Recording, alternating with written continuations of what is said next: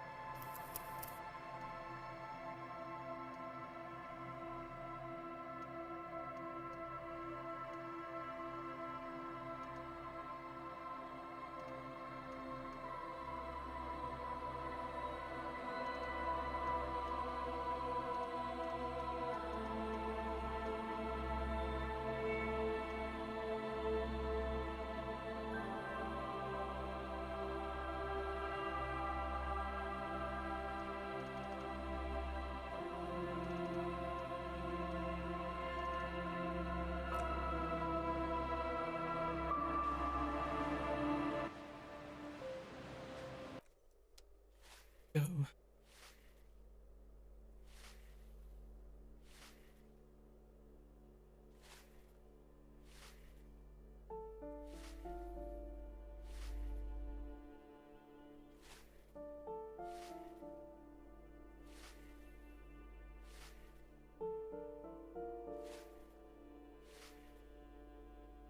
God.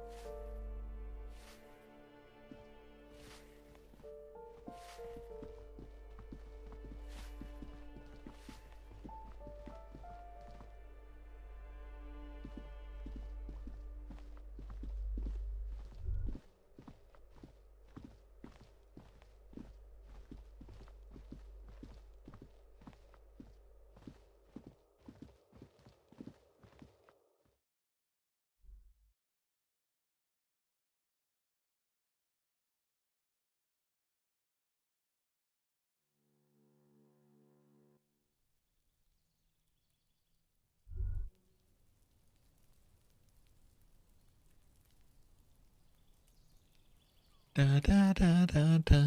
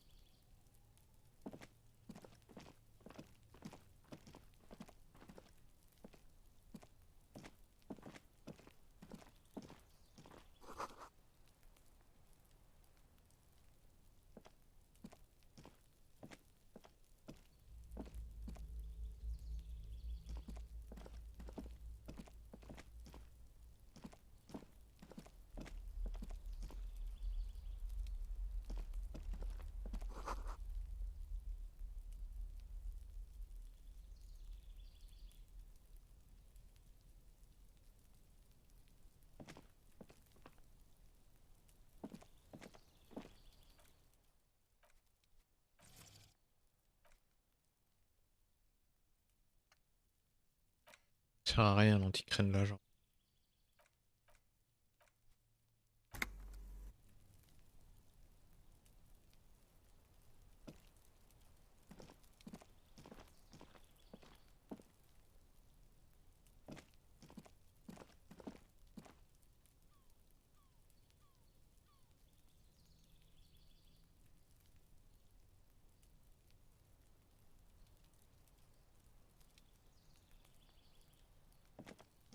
This door is made of metal and appears to be reinforced. Someone here really values their security. Number 28. This is where the cleaning lady said the smoker on the balcony lives. Let's see if anyone's home. Knock on the door. No one answers. No one answers. Looks like the young man we are looking for isn't home. I think our best chance to catch him is in... We should return tomorrow after we have finished with our day's work. How about 9 p.m.? Sound good?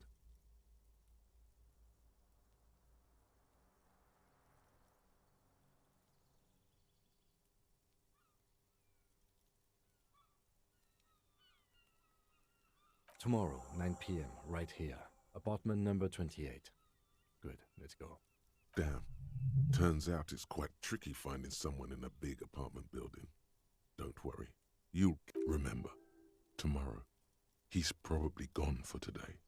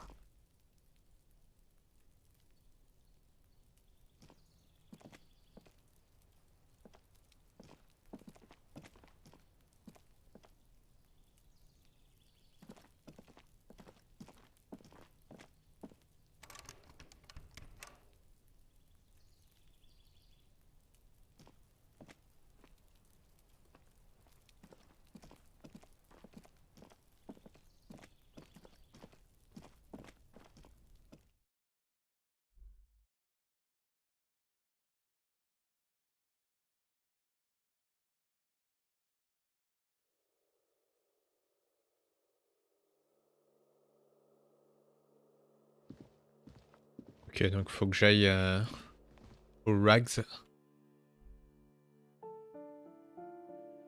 La chambre d'hôtel toute moisie.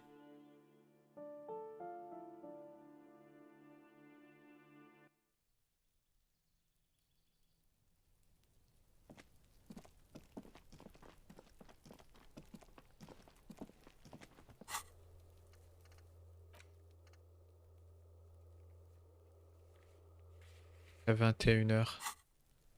Ah mais non, je suis con.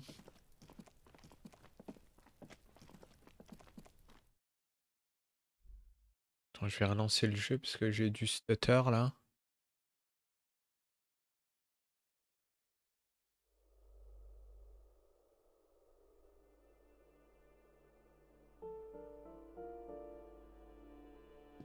Cutter tout moisi.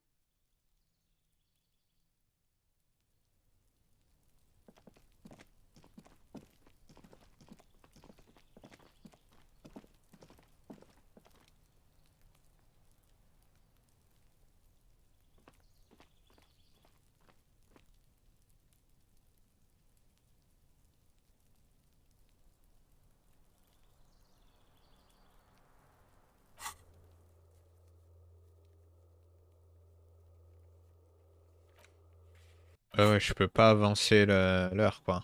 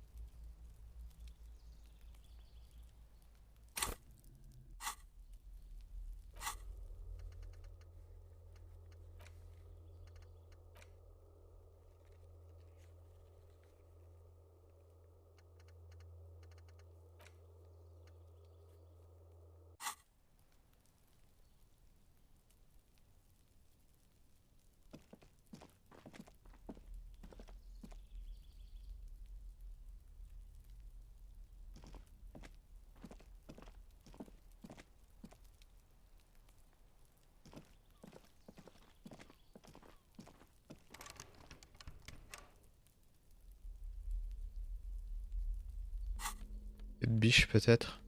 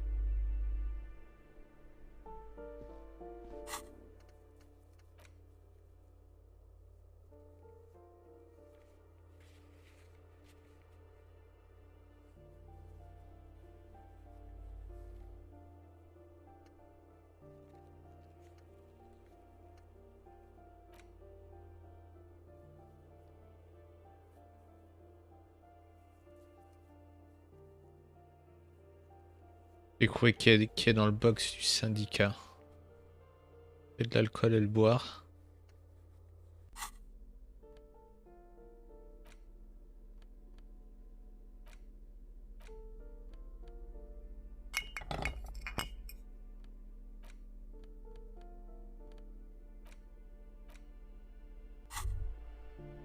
Well, hello. Someone seems to have found himself a bottle of alcohol. Here's where the magic happens.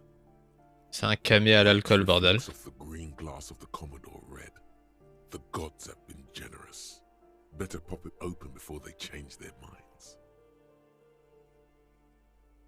Wow, the gods of mass production have made this alcohol container laughably easy to open. A child could have done it. There's a satisfying pop as the cork jumps out, and the hair on your back rises like an army at attention. You've been here before.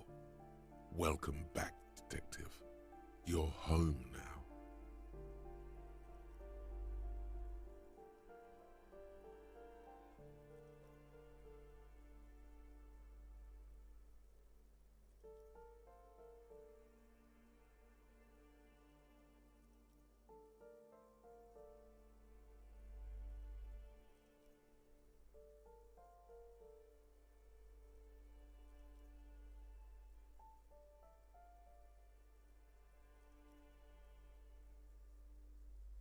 The golden sun melts down your throat. Its rays filling your nostrils with sunshine. Your stomach melts Moral compromis. into a happy, gooey mess. So does your mind. All the bad things are melting. You're you again. A real cop. A real detective. Incredibly well done. From the void we came, and to the void we must return.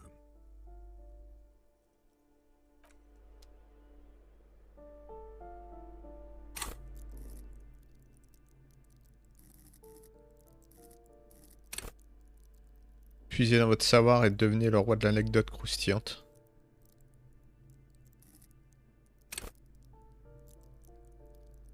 Armé de votre force intellectuelle, décryptez le monde environnant. Maîtrisez l'art de la persuasion, prononcez des diatribes empreintes de rigueur intellectuelle. Dramatique. Incarner un personnage. Mentez et repérez les mensonges. Conceptualisation. Soyez créatif et décelez l'art dans le monde qui vous entoure.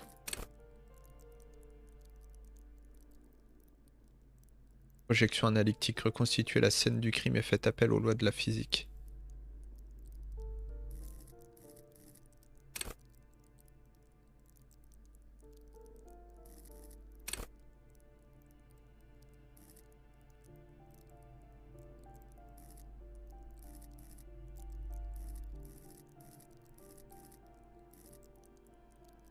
J'ai un point dans celui-là. Continuer à améliorer celui-là en vrai.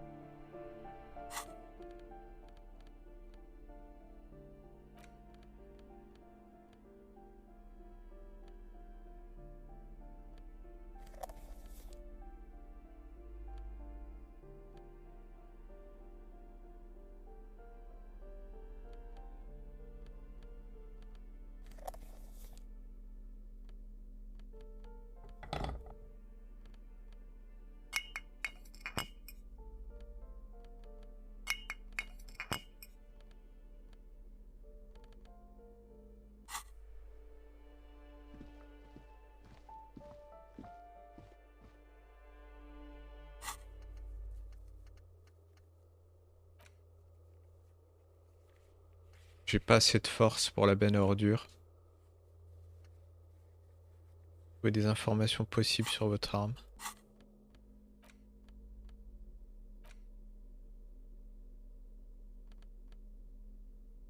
Belle malgrave abîmée qui a fait son temps.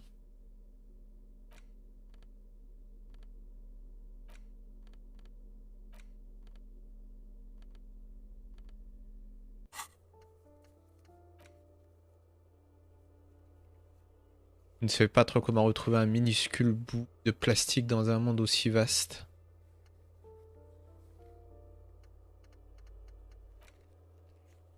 Appelez le lazaret de votre poste. Kim vous a suggéré d'appeler le lazaret du poste afin de déterminer quels sont vos problèmes de santé.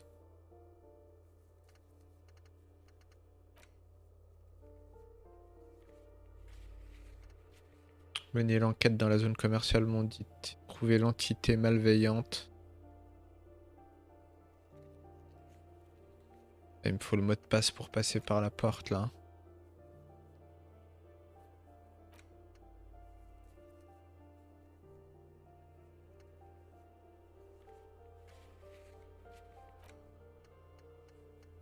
Payez les dégâts.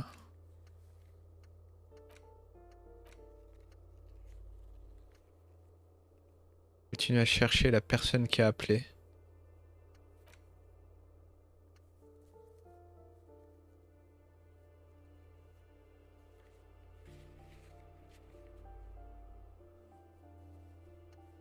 D'accord.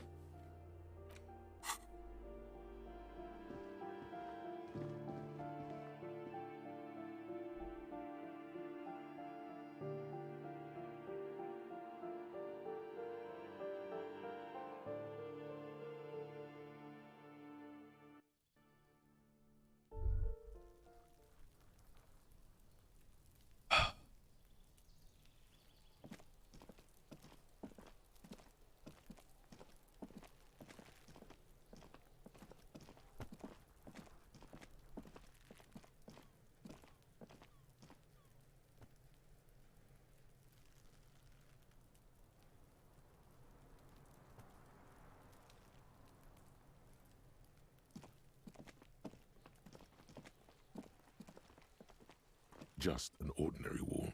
Nothing to see here. You have no clue. So many walls all over Martinaise, weather-worn, cracked, their paint peeling.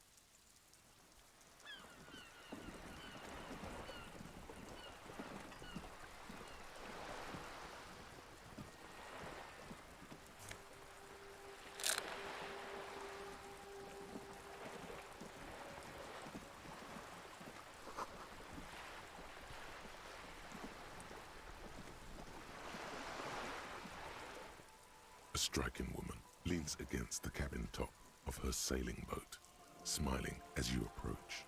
Her green raincoat glistens with droplets. A silk scarf is tied around her throat. Good evening, officers. I'm Joyce. Joyce L. Messier. I represent the board of Wild Pines, the owners of the harbour. You gentlemen must be from the RCM.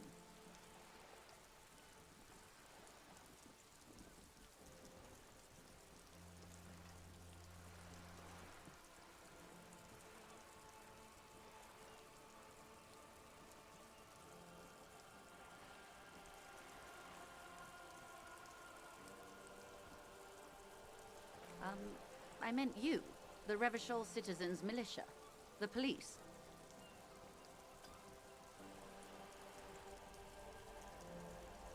Peyton, my maiden name.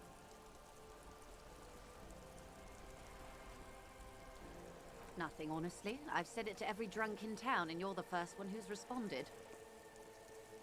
Relax. She meant it in jest. I'm glad to see you here. Like steel. There is strength there. If she wanted, she could sink her nails deep into your skin. I was dispatched to handle a strike, not a lynching. Anything I can do to assist... That is good to hear, madame. There's a trace of irony in his voice. Mischief, even. This is a tactic.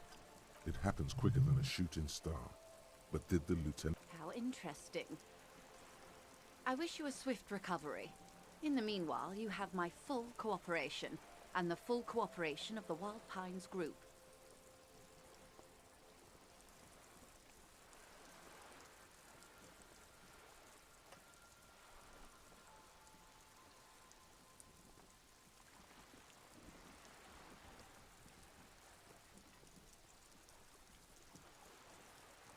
Why, yes I am.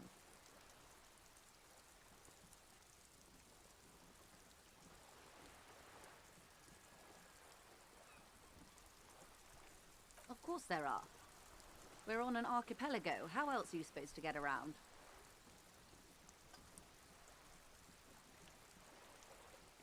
Yes, we are. We are on Le Caillou. Technically, the neighboring Ozone and Fas Alamer island groups are archipelagos, while La Caillou, by contrast, is a single fertile landmass, the fourth largest island in the world. It is not an archipelago. Okay, if you want to get technical, the point is we're all on islands here, and sail is still the most expedient way to get from one island to another, especially when you're in a hurry to resolve a strike.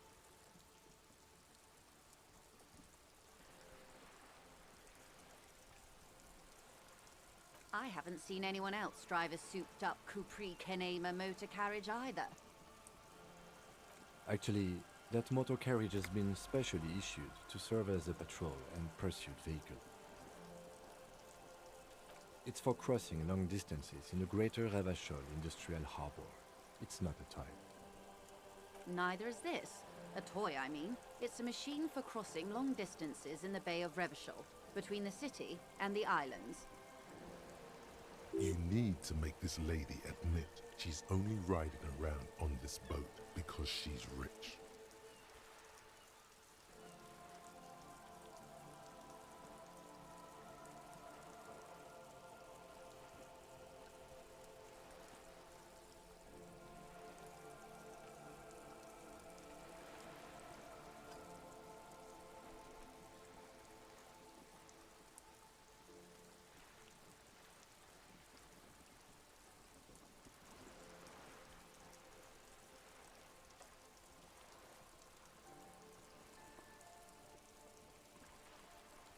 Why what? Stop thinking. Take her down.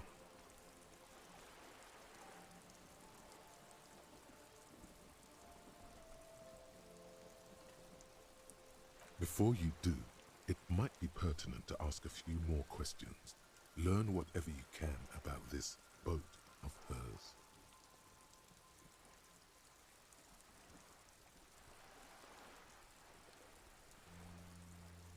Officer, I assure you I'm a highly qualified pleasure craft operator. The crowns of her teeth are porcelain, white as the boat's hull as she smiles. Qualified pleasure craft operator. So charming. Where's the damn license? I just renewed its safety inspection last month, officers. It is completely seaworthy. In fact, it's taken part in not one, but two insulindic regattas. Even finished once. Actually, you don't.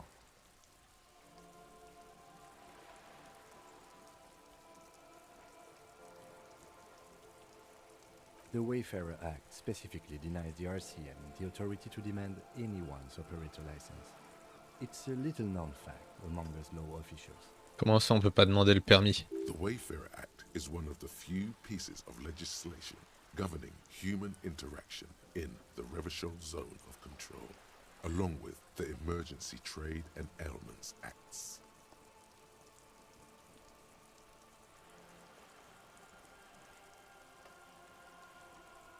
The one time this busted up cabbage has something useful for your job, you just want to stare at some boat. Fine, knock yourself out.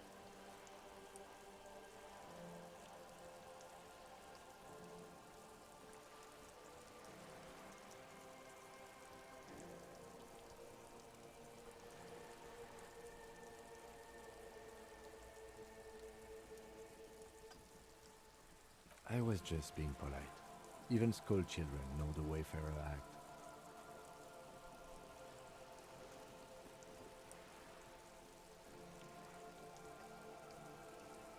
No need to resort to self-pity, detective. You can still ask for her passport. Of course.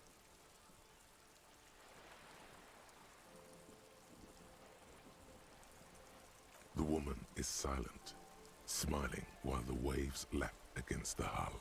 In your hand, under the plastic, a light blue passport saying, Republic of Vespa. The coat of arms has a lion and an ostrich. Seagent. The Republic of Vespa, formerly the Republic of Vespa Messina, was once a dual kingdom. An amicable parting of ways produced two constitutional monarchies. Vespa, the richer of the two, is an occidental nation known for its proximity to the Pearl and its exotic financial derivatives.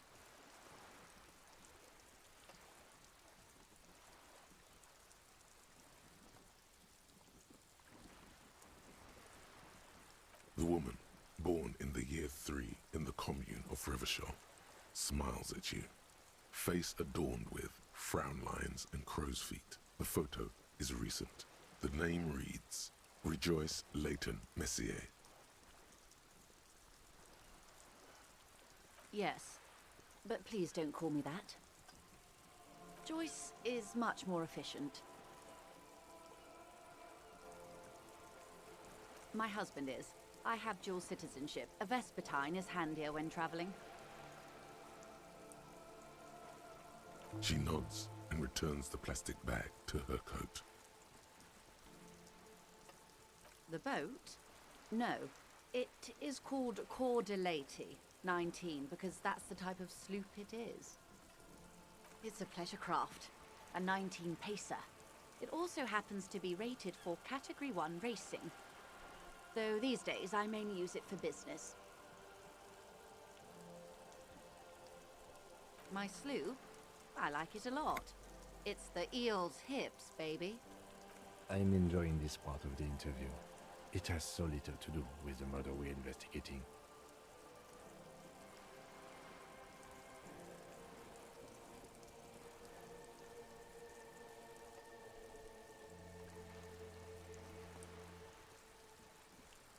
Oh my, the E word. You mean to say that it's a symbol of conspicuous consumption? That I'm a member of the ruling class?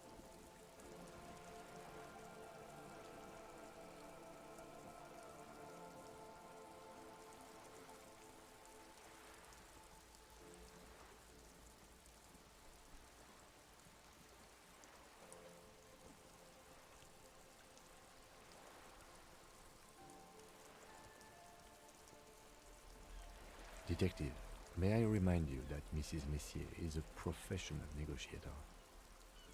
Then what does that say?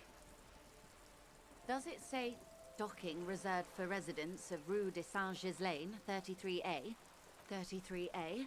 This old proletarian haunt here. As I said, plenty of people drop. She takes a sip. Okay.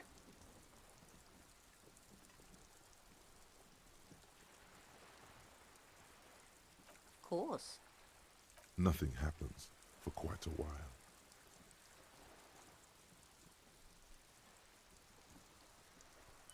As they do.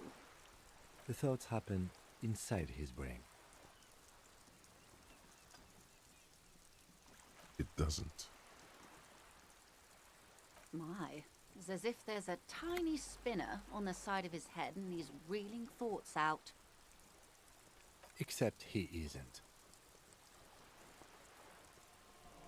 Of course. Lieutenant, I truly don't understand what is happening here. I told you his methods are unconventional.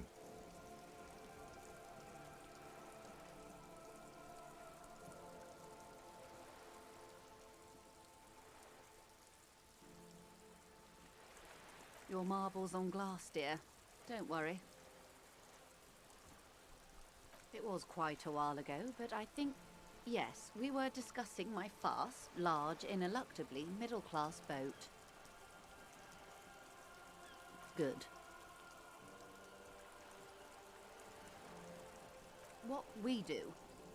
I'm afraid I don't speak for Wild Pines as a whole. It's a giant undertaking. There was a touch of discomfort there. She wants to merely represent. The Pines' core competency is logistics. Container shipping, freight, that sort of thing. See those airships there, blinking?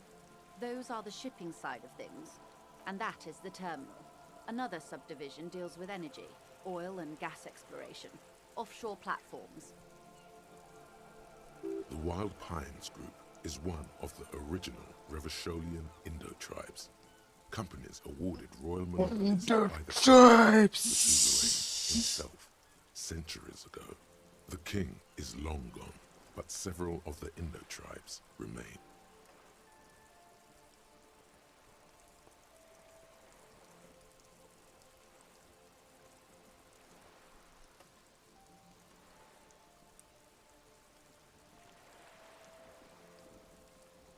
Jean-Baptiste, Elysium, an unknown entity known as Brightest Star. Why, thank you. I'm not at liberty to discuss the company balance sheet, but I can tell you that last year, the company booked more than 20 billion real in revenue. 20 billion is a large number, but the conglomerate employs 72,000 people. They all need to be paid. Then there are capital improvements, interest payments. A conglomerate the size of the Wild Pines is like a shark. If it stops moving, it will die. Then what becomes of those 72,000 families? It's a tremendous responsibility. They started as an exploration and cargo fleet conducting trade between the Samaran and Insulindian Isolas 250 years ago, when pine ships explored the South Seminese and charted Lomantanga on behalf of the suzerain. Centuries of care, deliberation, and madness have gone into this endeavor. Vessels pass through the great unrest to re-emerge with apricots in tow. The logic of the system is totalizing. It's taken everything from its employees to build it.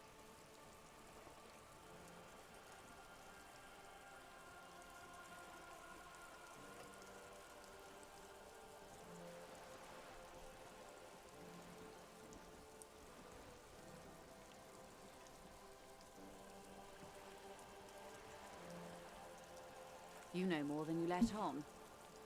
Certainly it helped, but most of the original Indo tribes have failed, or been absorbed. To survive, Wild Pines had to grow and adapt. No suzerain did that.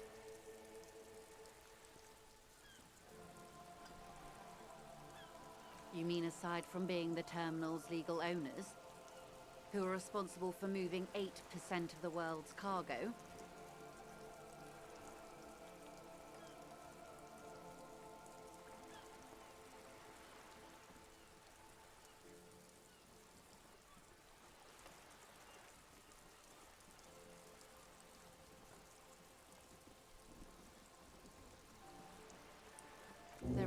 minor cogs in the system.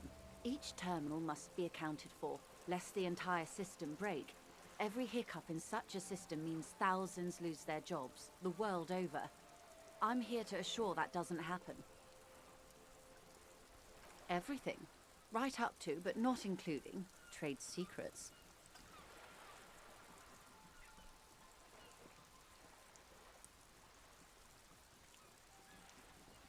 First, you'd have to repeal the Emergencies Act of Trade in Aliments that gives me the right to silence. It's quite the octopus. The octopus that straddles Revachol, the Emergencies Act, is the cornerstone of post-war Revachol, inseparable from the world it created.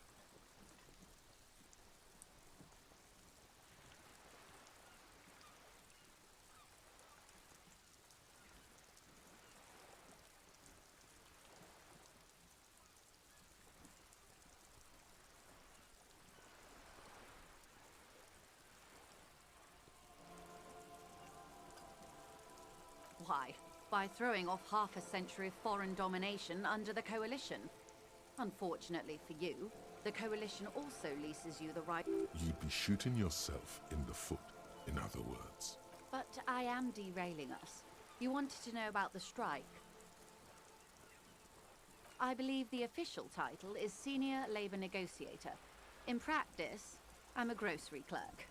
I relay the union's demands to Wild Pines and return with Wild Pines' counteroffer. No way. She's more. She can make decisions. And how are the talks going? They're not. That's the problem. The union stopped all negotiations a week ago, after that awful lynching took place. Wait. She just admitted that the lynching and the strike are connected. Now they won't even let me into the harbour. There's a 2-meter 20 racist behemoth blocking the gates.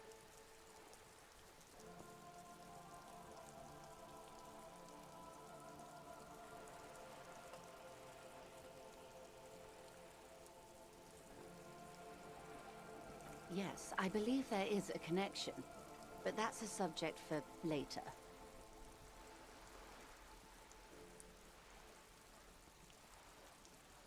What can I say? The union employs a giant covered in tattoos. A racist giant. I guess that's part of their big tent organization now. Let's say I was not making the kind of progress I'd hoped for when I first arrived. And when did you first arrive? I arrived 3 weeks ago. Yes, in the middle of February. The bay was still partially frozen then. I prefer to do these things on site, like the RCM. But the strike began in December.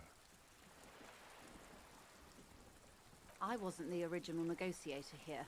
I took over after Mr. Gaumont hit a wall with Mr. Clare, the union boss. Mr. Clare refused to speak with Gaumont despite concessions he'd granted the union in prior negotiations. This isn't the first time the union has gone on strike. Heavens no. There have been 2 prior strikes. Both times the union won significant concessions, including overtime pay and a medical plan. This time their demands are more, I guess you could say, aggressive.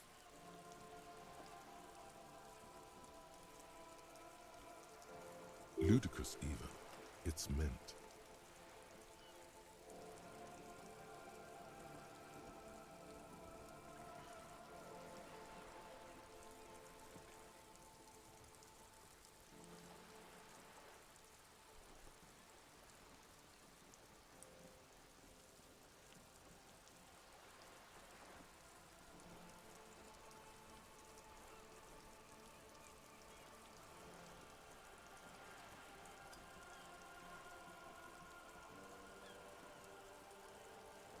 Mr. Clare told him to... how did he put it? Fuck off, midget. Gaumont is short of stature, you see. Yes.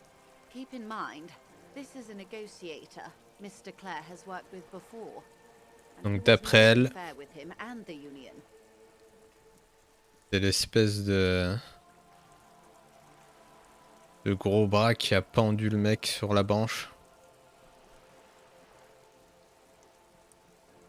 There are leaflets everywhere and banners. What did they say again? Oh yes. Every worker, a member of the board. Most of the workers probably don't know what that means.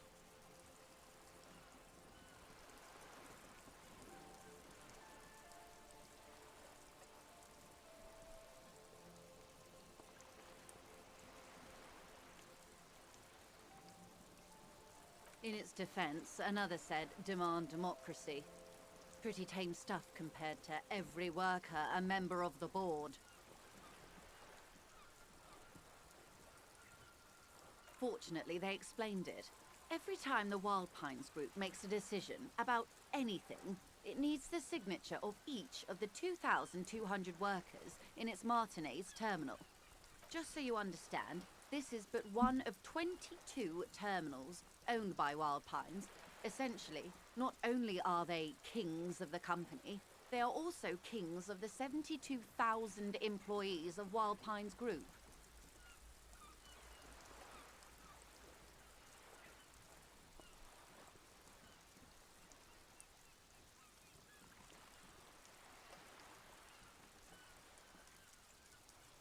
I'm not sure. Naturally, I assume that was just their opening position. A hard-nosed tactic with a side of mockery. But there's been no follow-up, just the same nonsensical slogan repeated over and over again. And now, people are getting lynched, I hear. Behind the whirling in rags. A disastrous situation if there ever was one. Excuse me, from whom did you hear about this lynching? I first heard it from the bowyer at the gates. The one whose very name advertises his aversion to work. I think he said it was, "Call me mañana." This checks out. No, wait. The chief negotiator heard it from a man at the gates. Surely the Wild Pines Group has more effective channels of information. After all, 2,200 people are on strike. This is a big deal for them.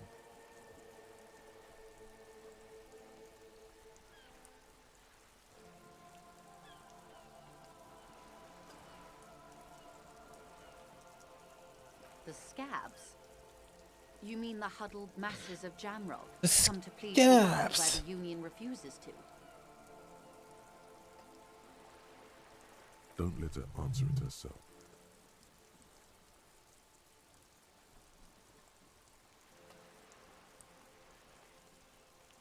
Ne la laisse pas répondre elle-même.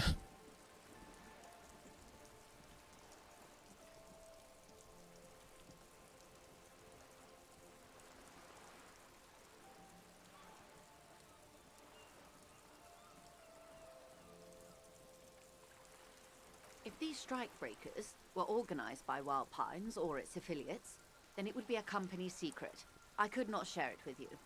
Not yet, at least. It's implied. She's open to discussing this matter with you at a later occasion. Everard Clare is a man of the utmost integrity. If you can say one thing about him, it's that he always puts the interests of the workers first. Of course not. Everard is fantastically corrupt. I imagine he has a thick, viscous goo where you and I have blood. If you were to prick him with something sharp, you could see it oozing out. A knife, maybe? No, a rapier.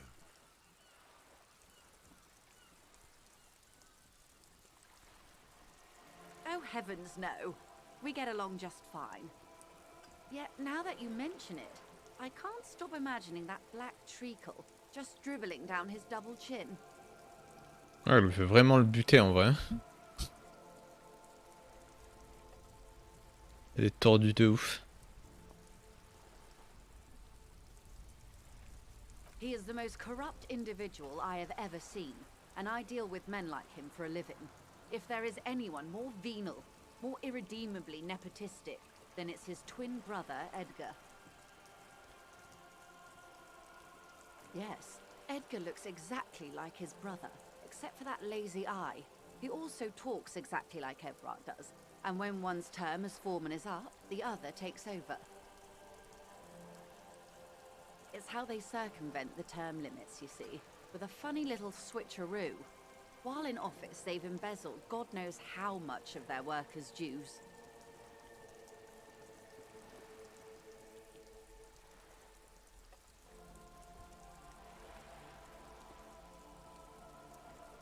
The Débardeurs Union was once a perfectly normal institution. 20 years ago, anyway. It must not have been easy to establish under the Emergency Act, but they did it. I can respect that. Organised labour at its best, as they say. Then something happened in the local chapter elections. The brothers Clare came and transformed it into a... how do you say?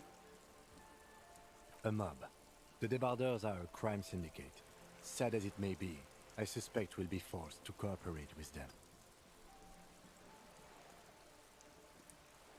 Refreshingly honest, officer. The company has tried appeasing in the past, but I'm afraid our concessions have only emboldened Everard and his brother. And your opinion, Detective, if I may ask? I'm a curious and talkative person, you see. Would you say the Débardeurs Union is...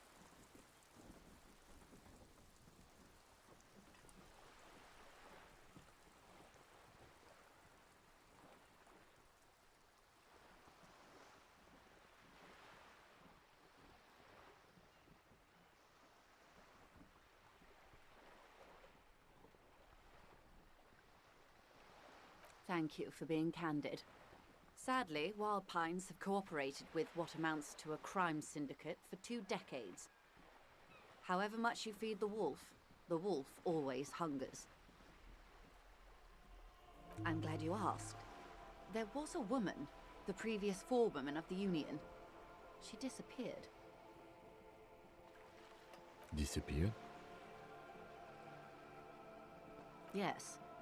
On the last day of the local chapter elections, her daughter phoned in and said she wasn't running anymore, or coming to work. Ever. End of story. This forewoman, her name? Sadly, the company records do not even give a name.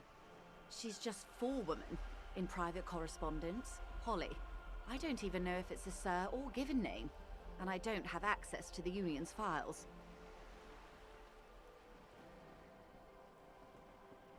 Downright haunting, if you ask me. The Wild Pines suspected foul play, but what could they do? It was a Union matter. The point of the presentation is, these kinds of things happen around the Clares. Watch out when you're dealing with him. Thank you for your concern, ma'am. We'll be just fine.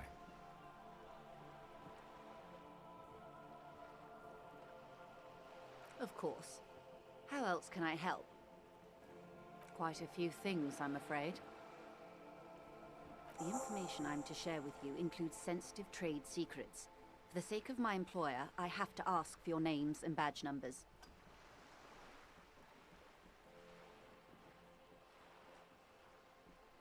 Of course, ma'am. We should have introduced ourselves. I am Lieutenant Kitsuragi, from Precinct 57. And this is my colleague from Precinct 41. I'm afraid he doesn't have his badge at the moment. I hope mine will suffice. How curious. Why is that, Detective? 'Twas stolen by some artist, surely. Best to pin the blame on them. Everyone knows you can't trust artists.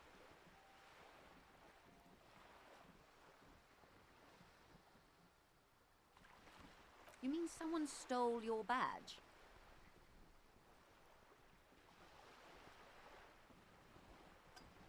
I don't, in fact. I'm afraid what I need to tell you is wholly unrelated to art. I really need to discuss it, however, with the RCM, and I need your badge for that. Unbelievable, sire. Even the performance artists didn't work.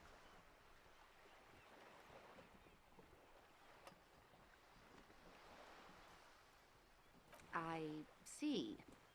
So, are you saying you lost your badge during the course of this episode?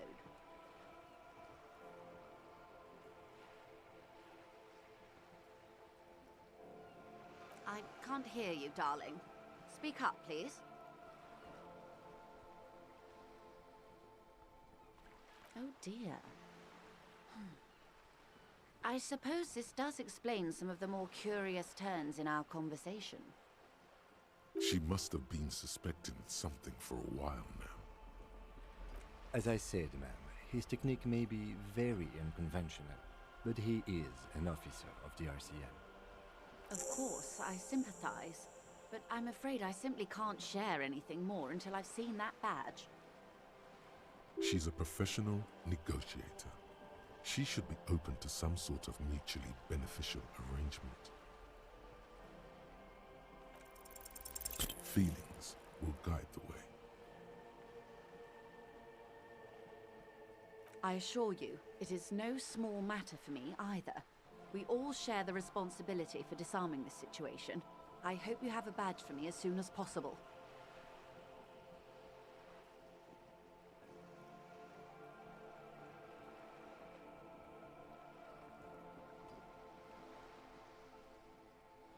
Trust me, officer, I am fully committed to resolving this. She's silent. The wind flaps the sail above her. Officer, Où je retrouve cet insigne de mort là.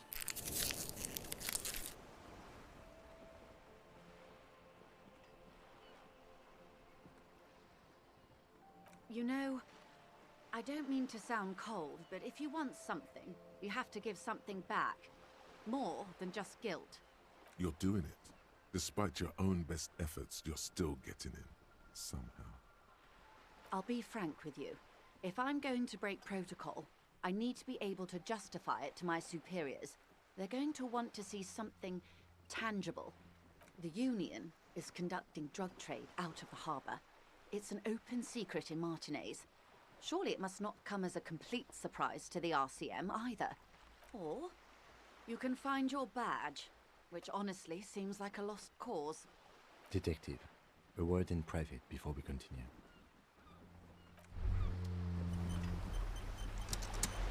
Hey. Psst.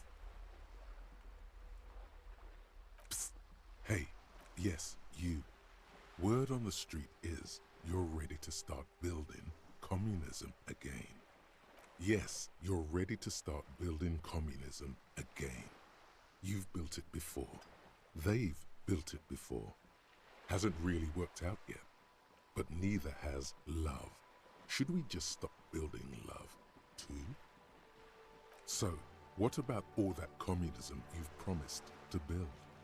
Word on the street is you've woken up from 1,000 years of slumber, promising to erect a version of communism many times greater than any attempted before. You keep saying things like, down with the bourgeoisie, eat the rich, sodomize the landowners, impale all people who have more than 25 real in their pockets, literally murder all human beings regardless of their political beliefs. That kind of stuff. Oh yes, the mask of ambivalence. Don't deny it. You're about to rip it off and reveal the monstrous seven-eyed lamb of global communism that would devour and masticate mankind. Everyone can see that. Lui, il a pas l'air d'aimer les communistes. Hein. Il est énervé apparemment là. Or do we get right down to it?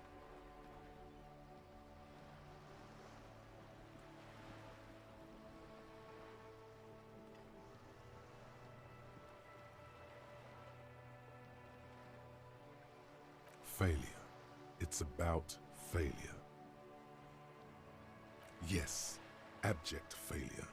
Total, irreversible defeat on all fronts. Absolutely vanquished. Beaten. You alone. Against every living thing.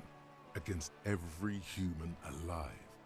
800 trillion real in the hands of an impossibly well-organized ruling class. Towering city blocks of bankmen who have the ears of prime ministers. Million-headed army of nations and the love of your own mother.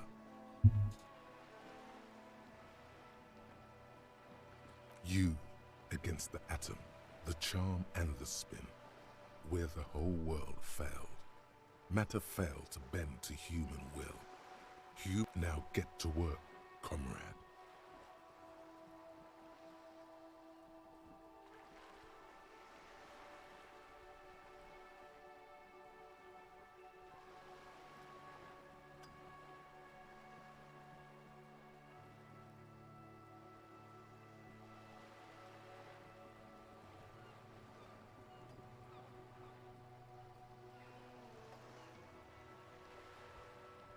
Oh yeah, get the firing squads and the animal wagons ready.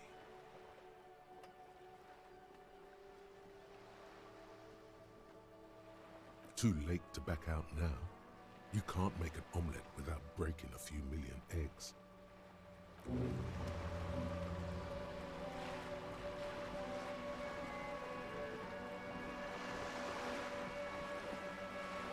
We should think about calling it a day, maybe. The nights are still miserably cold this time of year. We should take care of that, then. Let's talk to him anyway. An officer of the RCM shouldn't be sleeping in the street. We'll figure something out.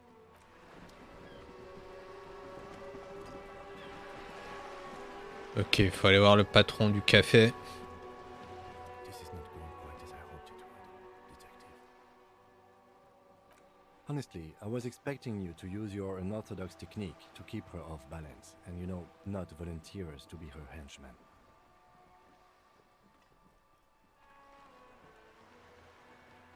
This woman is running circles around us. She might have known about your misplaced badge all along, or she's simply an adept improviser. Either way, we've played straight into her hands. Maybe this is all her plan. She might have heard about you.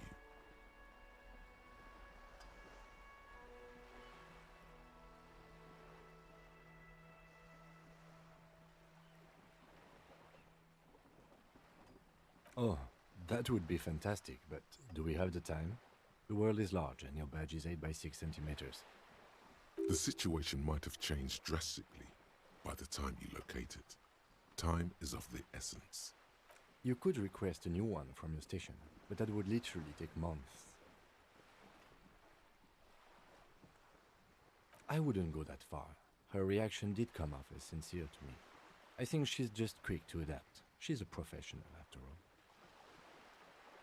No. If there is reasonable suspicion, we must investigate. Otherwise, she could claim we are siding with the Union, or that we are on their take. What I propose is, we ask her, then we investigate, briefly. But do not share the outcome of this investigation with her. We tell her it's done, and demand for her information on the lynching.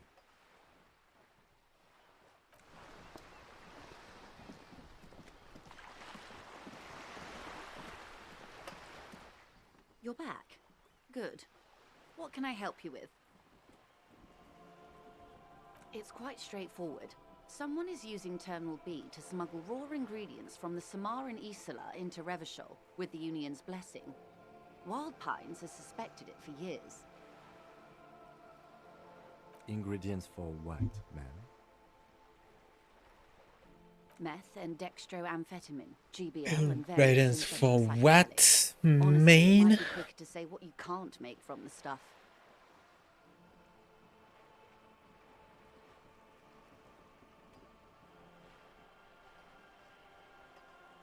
Yes. After they clear the terminal, we lose track.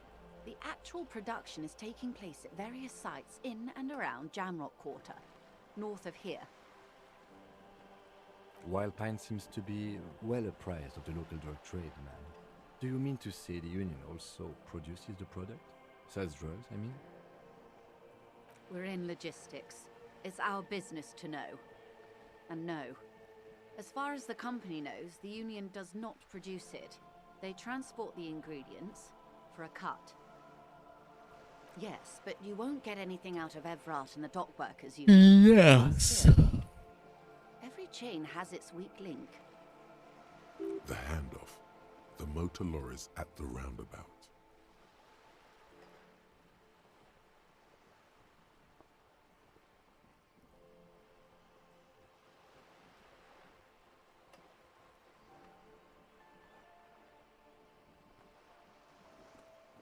Unlikely, officer. I'm talking about the lorries. Once the ingredients reach Jamrock, they're distributed to a network of local manufacturers, well beyond our grasp. But How convenient that they're stranded like beached whales at that roundabout. perhaps you've noticed that a number of lorries are tangled in a traffic jam at the roundabout just now. Interview the drivers who are still hanging about. One of them might be waiting for a crucial shipment. Her irises are light green, like the river Esperance in bright daylight, upstream where it's clearer. I'll be explicit. If you find this driver, I will share company secrets with you. Uncovering Union secrets could also give you an upper hand when dealing with them.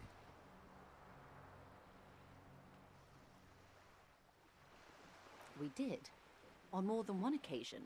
Apparently, there's some sort of inter-precinct disagreement about whose jurisdiction this area falls under.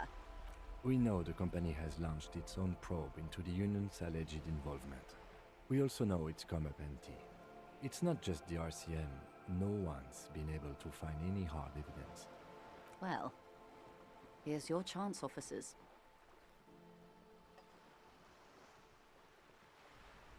No. We asked East Motor Track to raise the drawbridge. The road company is a partner of one of our subsidiaries. However, this is a limited time opportunity. Once the complaint has been processed by the Trade Committee, they'll have no choice but to lower the drawbridge, and the operation will continue. Thousands of litres of raw ingredients will pour onto the streets of Revachol. Not the east across the river, but the west. The vulnerable, the weary. Well, at least this solves one mystery. What is that, Lieutenant? Why I had to call East Motor Track and beg them to open a drawbridge for me. I'd wondered since I first drove in, on my motor carriage. I am sorry for the inconvenience, Lieutenant Kisaragi, but we need them trapped here. This is a unique opportunity. I'm sure you understand.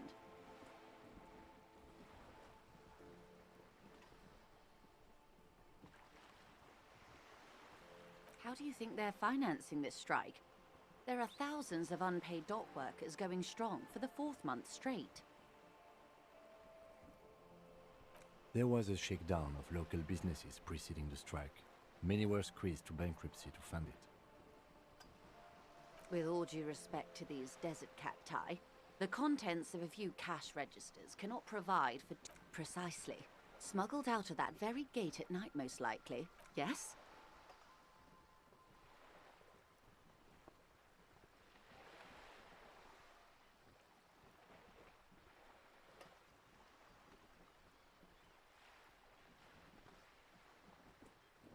Excellent.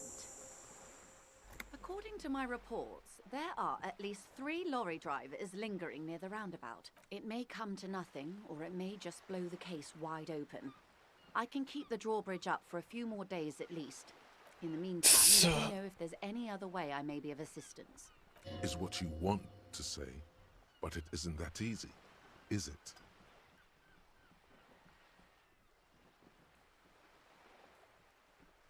Look at that lady.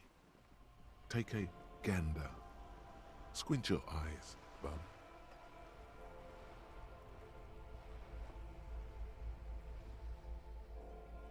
A well-kempt, yet tastefully short bob of dark hair. Despite the first hints of grey, she's elected to keep it au naturel, shaped into a permanent wave, positively statuesque. While dull orange pearls hang from her earlobes, red from the cold. Her light green eyes scan you. These are the kind eyes of the rich man that seem to say everything is possible. Within reason. Now look at you, you misery-clad simian, barely able to tie your own laces. Your armpits are lakes. A scythe of booze precedes you. Your hair sticks to your forehead, and your underwear feels uncomfortable. You're poor, poor as balls. You can't ask this person for money. You're too.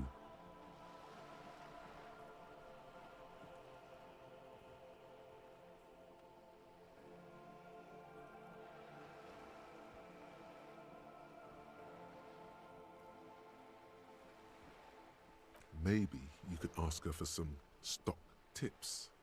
That's a maybe. Or a job. As I was saying, if there's any way I may be of assistance, please don't hesitate to ask. I am sorry. It just doesn't come out of your mouth. But surprisingly eloquent, really. The last one, not the first three. Those are ape speak.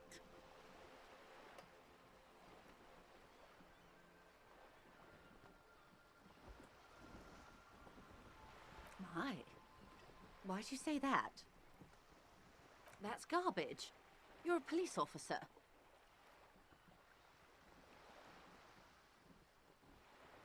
Shall we talk about something else, maybe? Of course, Detective. Take care. Wow, you work hard. Oh, yes, you hustle. You're a provider. It's tough out there, but you keep it real and provide.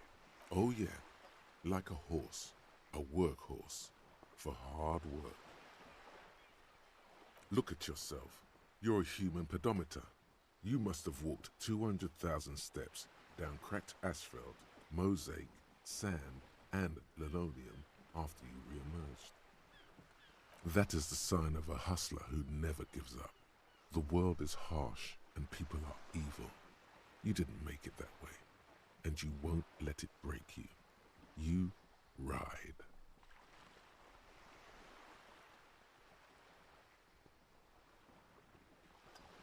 That's just what it's like, life and death. But you got gills on your side, baby. Got those black papers with the faces of the innocents on them. It ain't easy, but you do it, day in and day out. You didn't make the rules, but you won't lose. You're a cop, and a sprinter, and a money printer. You didn't log that in as a donation either. You don't log any of that shit in. You're a straight rider. Sure. And has it been easy?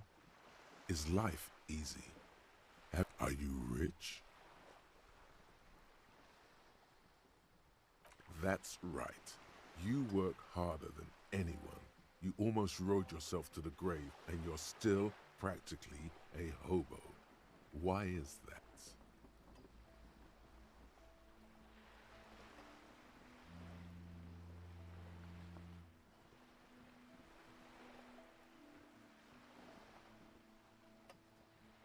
Boo-hoo. The system is broken. The establishment is keeping me down. That's not the fuck yeah attitude you're used to.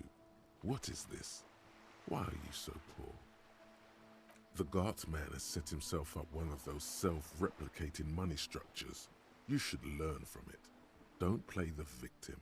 Think, look, the immigrants are cool. The immigrants play cool music. Everyone likes them, especially the women. Don't hate on the immigrants. They've got nothing to do with you living under a boat. That's right, 100%.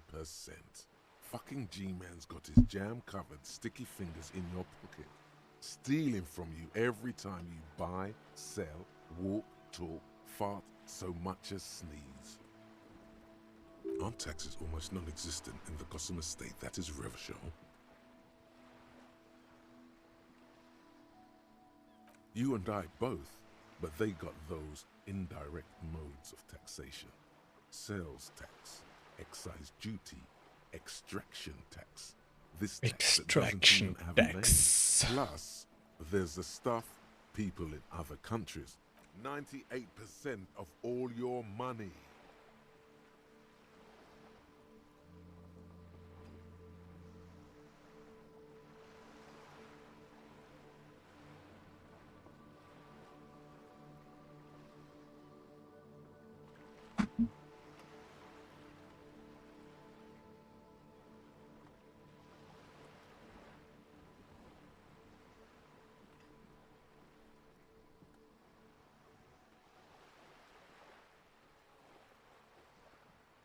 Here you go, hustler. Fight the righteous fight. Free the people. Keep it real. Keep it street.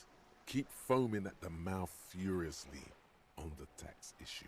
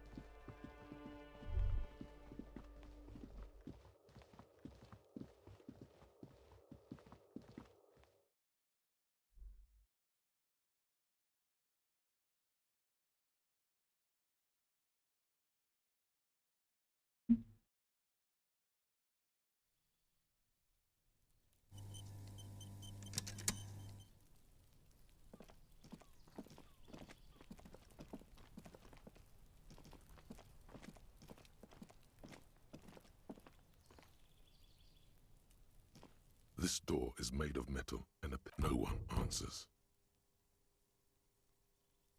We should return tomorrow.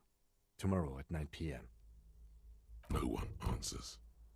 We should return tomorrow. Tomorrow at 9 p.m. No one answers. We should return tomorrow. Tomorrow.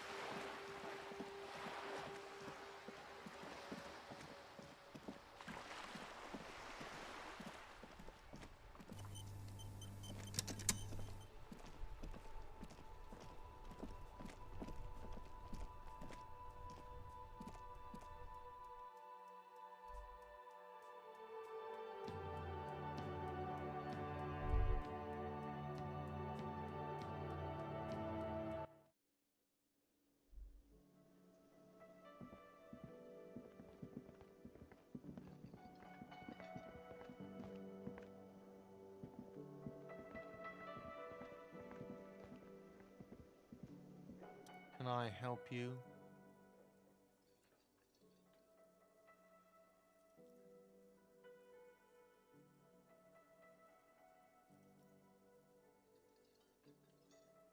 Yes, have you got it?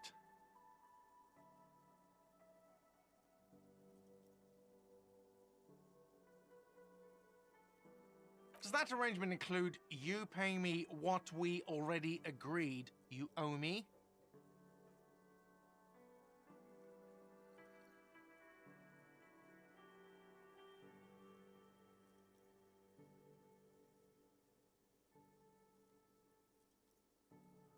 Game? Everything is just a game to you, isn't it?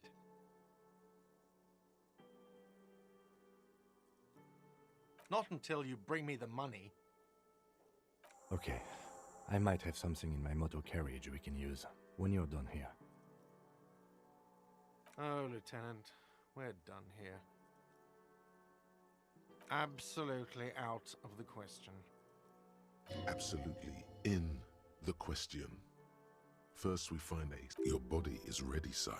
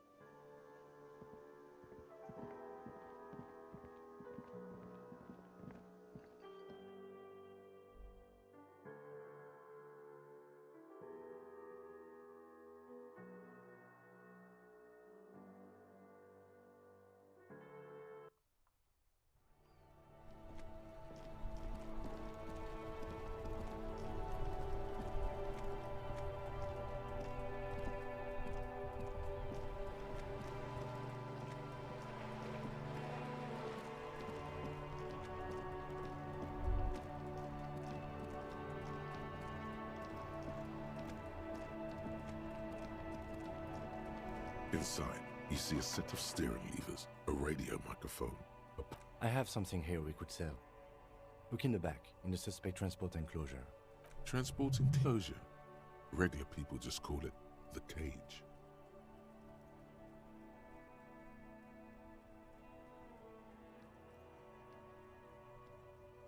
The cage at the back of the motor carriage looks rather uncomfortable. 4 shiny hubcaps are stacked against the seat. Their silver edges sparkle in the dark. I confiscated these 4 a little while back. We can take them to the pawn shop down by the Martinez Canal.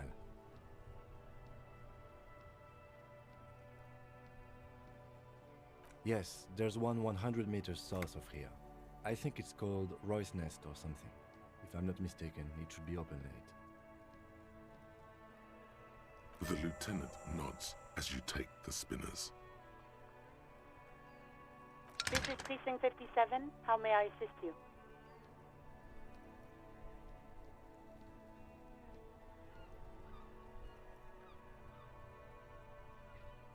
Just a second, officer.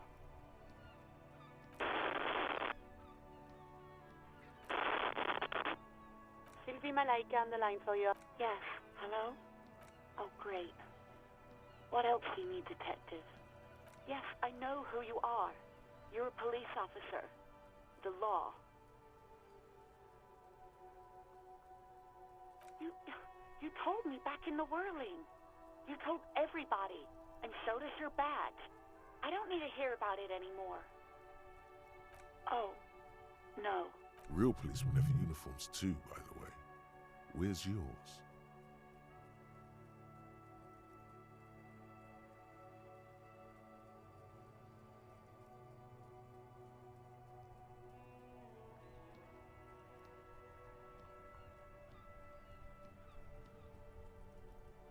He's in plain clothes, voluntarily. It's different from not knowing where your uniform is. Please, no. Not this again. You were trying to impress some people with it. Everyone was eating, and you were waving it around in everyone's face, begging them to describe it. You said it calms you, and then you started making suicide jokes. It got pretty graphic. Oh, those again. I have been trying to wean you off them. You know, when you put your gun, your actual gun, on your temple and pretend to shoot your brains out. Off of that, I remember this. You were screaming things like, "My brains are all over the wall, painting them red. I won't be seeing it, 'cause these are my brains. I can't see without my brains." Very nice visuals there. No idea. All I know is next you were waving around money instead, saying things like, "Big bucks cannot lie," and "Guns can't buy money, but money can always buy guns."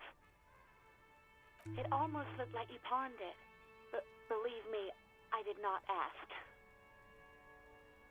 Uniform? I never saw you in any uniform. You had your things on, the disco things.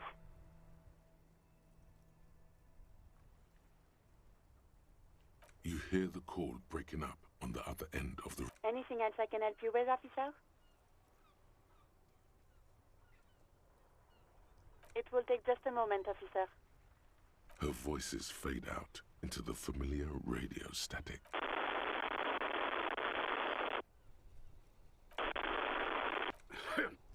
Gottlieb, what do you want? He's carelessly chewing on a piece of hard candy.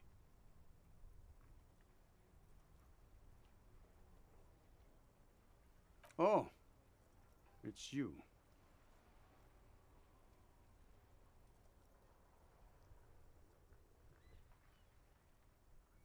With all the damage you've been dealing yourself with drugs and alcohol, I'm not surprised. What else? I'm not a brain doctor. Look on the bright side, you've got a whole new life now. Use it wisely. It's hard to say if he doesn't believe you or doesn't care. What? You want me to do blood work for you again? Tell you just how bad things really are across the board?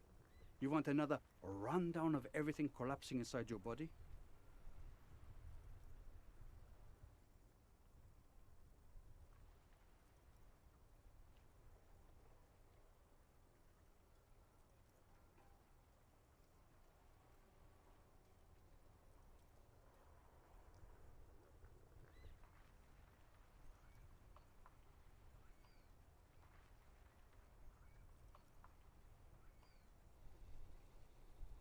You want the real, honest-to-God truth? Stop drinking, eat magnesium and vitamin D. Our station is not a retirement home.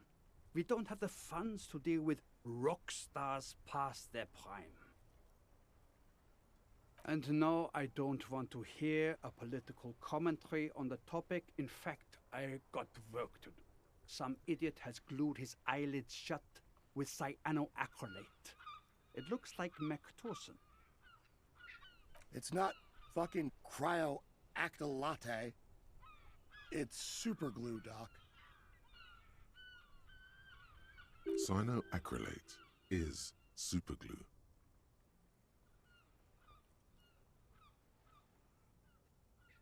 Yes, there's no end to the misfortunes fate has seen fit to rain upon me. Who? You are? You lost your human visage a while back. Now let's get on with it. I've got more important things to do. And you survived it. Congratulations. Even better. Anything else? Anything else I can help you with, officer?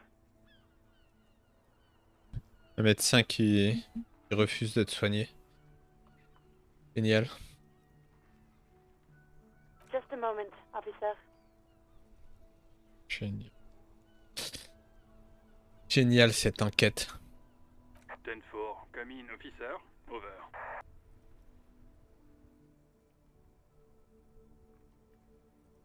Roger that. 10-10, over and out.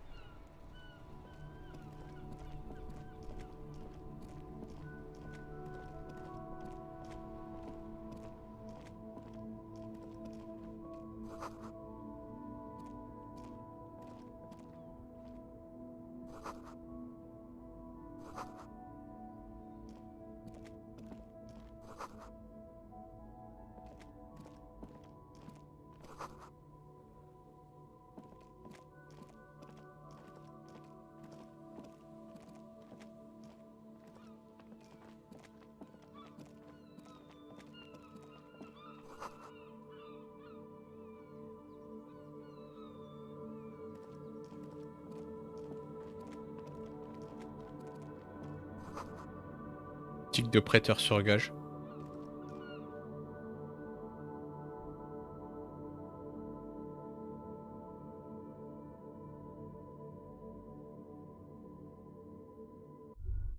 Donc je lui vends les enjoliveurs et je peux me payer la chambre d'hôtel, c'est ça le deal.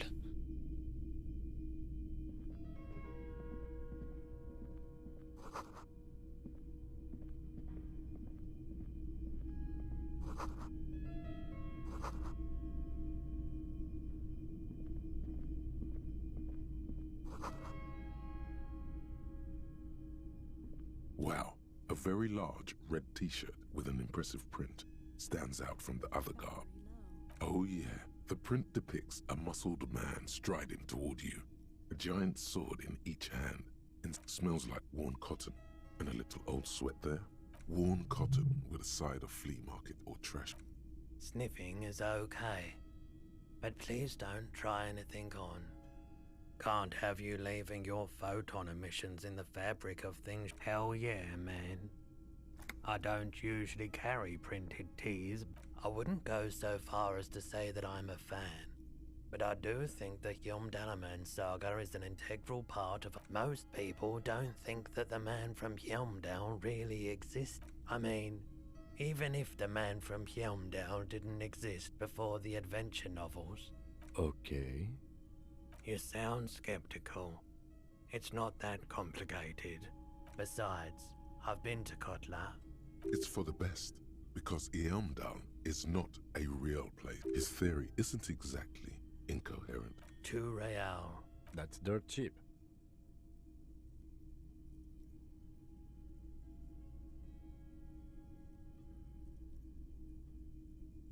But why?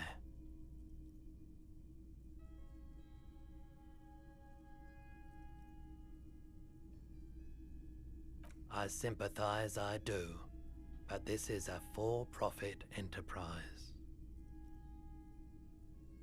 Welcome to Yomdal office.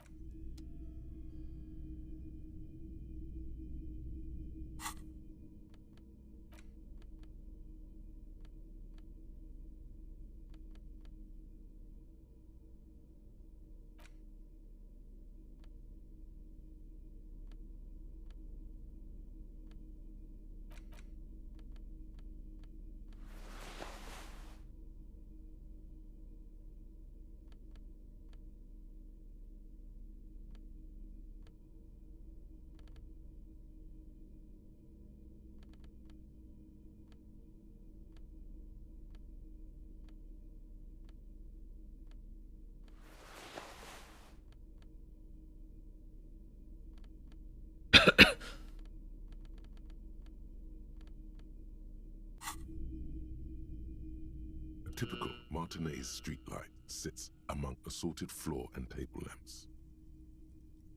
The light pole has been carefully cut, and the wiring has been redone and attached to a standard indoor plug. This would make quite a statement in your living room.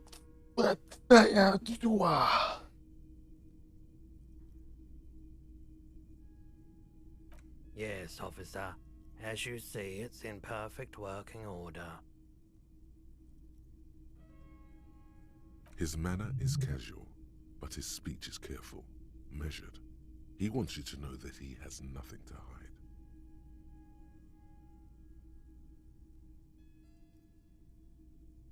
It was brought to me to be altered. We are not here to investigate the theft of city property.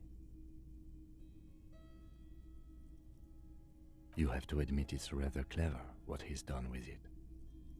700 real. A bargain, I dare say.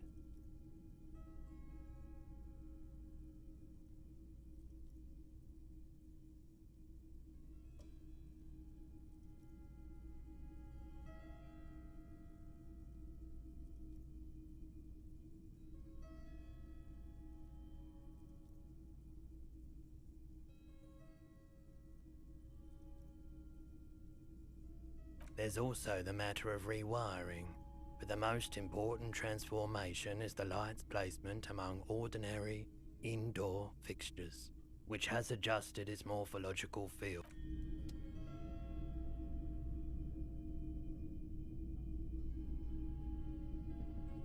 The boomboxes on the shelf look well-loved and well-traveled. Chipped, dented. One especially catches your eye. Deep gold and amber plastic with a big old handle on top. A classic boombox that says Stereo 8 approved. Just make sure it works before you buy it.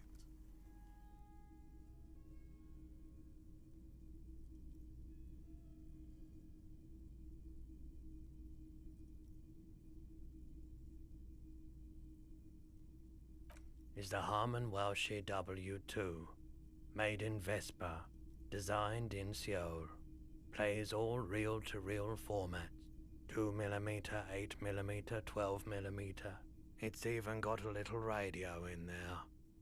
If police work means playing tapes, sure, you can use it for that. Absolutely, I've tested each one myself.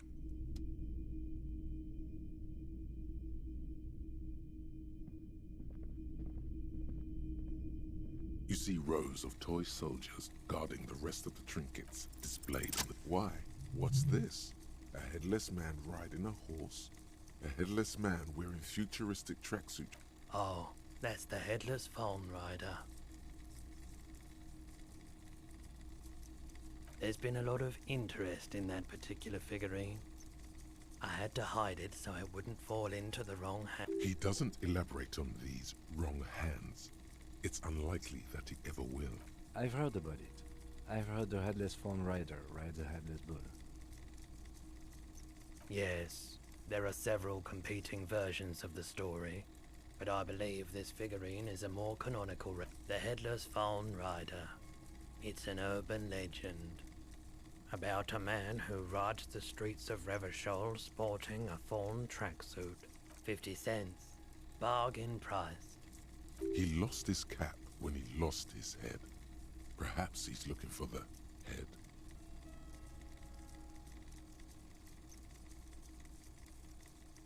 Big men on big horses, clad in lamella armor and... I used to be very serious about my Franco-Nigerian nights. They're not all blue.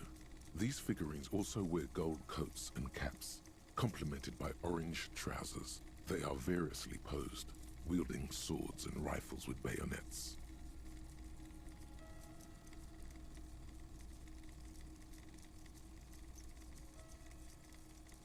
This is what the loyalists looked like, yes, at first. Then they wised up and got camouflage. Which ones? Ah, royalist soldiers from the time of the Revolution. The uniforms are painted a bit too brightly, I suppose. This set of soldiers isn't meant to look impressive. You're probably talking about the revolutionaries, yes? Yes, they are soldiers, revolutionary soldiers. I think their poverty has been exaggerated for effect. When you place them next to the royalists, it doesn't seem like they could possibly win.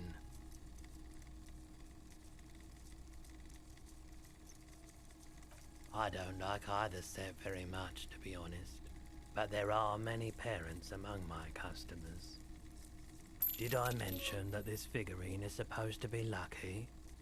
Always carry it with you. It's clear you like the hard stuff, Brota. Evening falls. The time as the vows are blurred and flesh.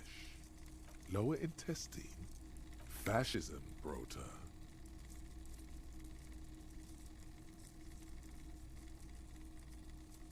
Many things, but it's mostly about trusting your... Yes, women, men of war.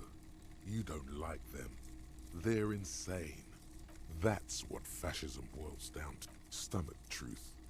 You're having a stomach because you've said the hard things that others won't say. The good things, you've said them many times. Okay, yes, that sounds much better. Traditionalism. You like the sound of that. You're going to keep your views, right? Keep your views, Brota. There's a slow, painful growl somewhere. It is one of betrayal and disappointment.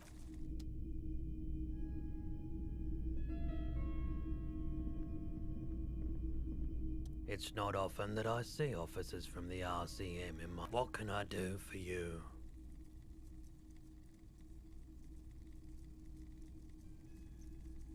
I haven't had any problems myself, though some of my customers have complained about inconsistent law enforcement. Who are your customers usually? All kinds of people come through here. Locals, travelers, people looking for a deal. People looking for a keepsake. People, as you can see, I have a wide selection of goods for everyone to choose from. It keeps me entertained. He's well composed, but underneath it you sense psychedelic processes bubbling. Feeling warm and enthralled by the movement of light, while the mind continues to race forward. Lucky bastard. He's probably on Pyrrolidon, a drug developed by the military to treat and prevent radiation sickness. It has psychedelic side effects, and it makes your eyes turn yellow.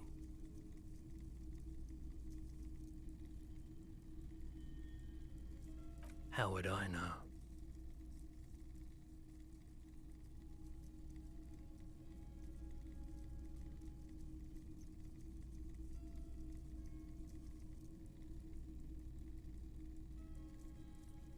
I've had to take it, you know, since the People's Pile cleanup. I was with the Emergency Relief Brigade. He's taken it for mental and emotional, not physical pain these days.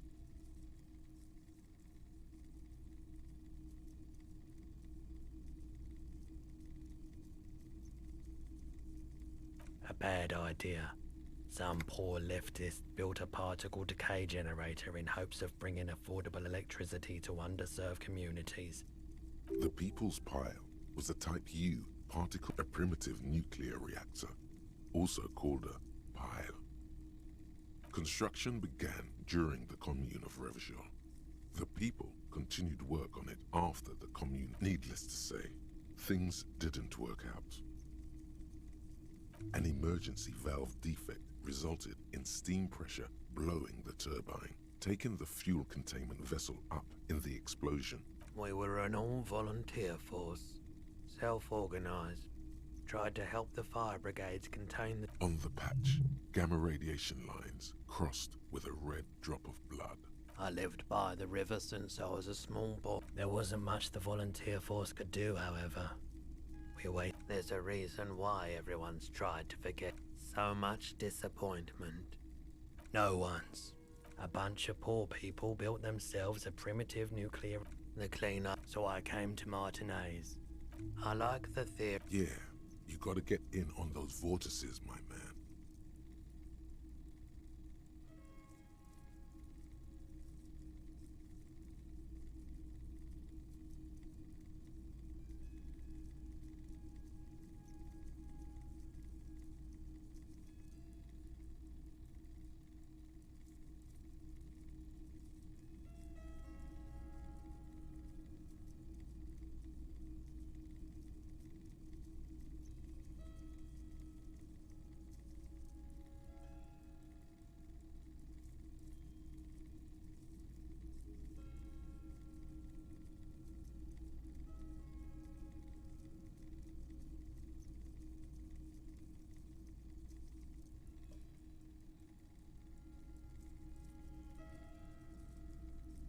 You said you'd done it before, yeah? The lieutenant steps away, pretending to admire some of the knickknacks on display. He won't be your knock, but he won't be thrilled about this either.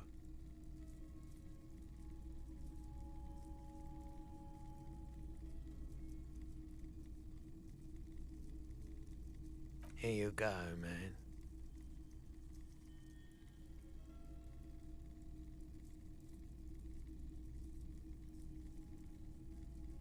Of course.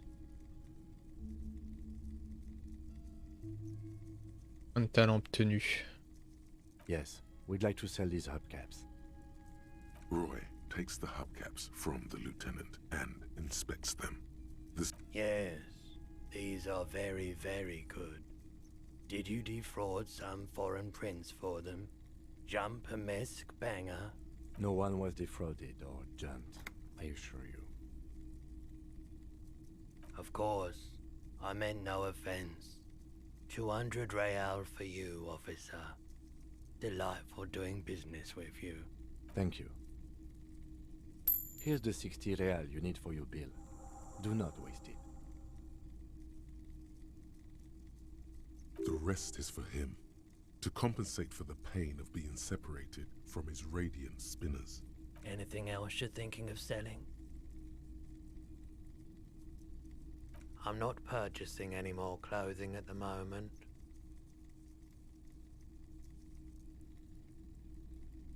Anything else you're thinking of selling?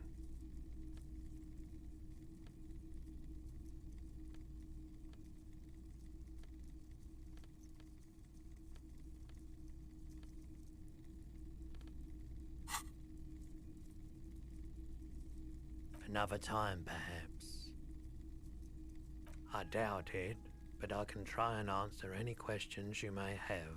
I do my best to keep my distance from all manner of butchery. Bad for business, bad for everyone. He doesn't know anything. The pawnbroker's gaze is already fixed on the dancing colors. Someone else came here earlier today asking the same question. I promptly sold her the gun you pawned a couple days back. Bordel, il a vendu son arme pour de la gnôle. Sacré inspecteur. And it did feel as if you meant to fall. Oh God. The lieutenant shifts from one foot to another, alert. You were adamant about getting rid of it, officer. Said you were undeserving of a service weapon of the Revachol citizens, and I don't like keeping guns around the shop for long. Off the charts photon emissions. She didn't seem like a policeman, although she kept referring to herself as a pig, which was odd. I found her interest in the gun a bit obsessive, but I was just happy to. Truth be told, she was terrifying. Right, so let me get this right. You sold your sidearm, issued by the citizens' militia, and now a civilian is running around the streets of Martinez with it?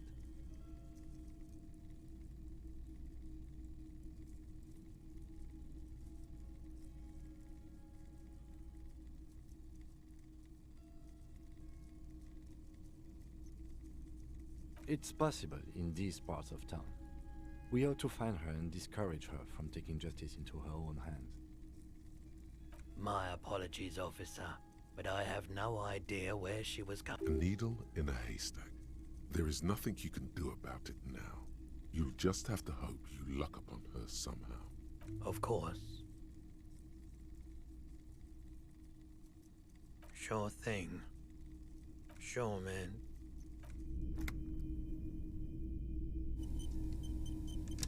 Quel bordel.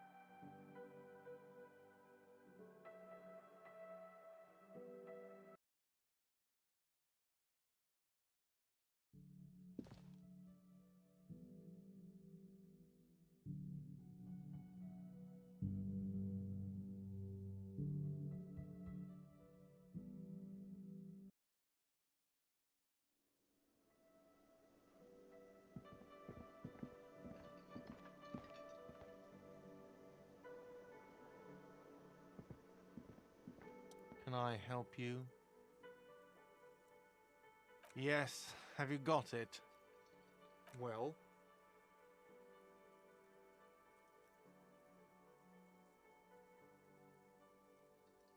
Great, thank you, officer. That's all I wanted. Payment for services rendered.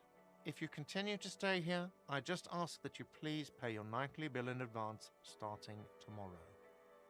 I'll unlock the electronic lock to your room.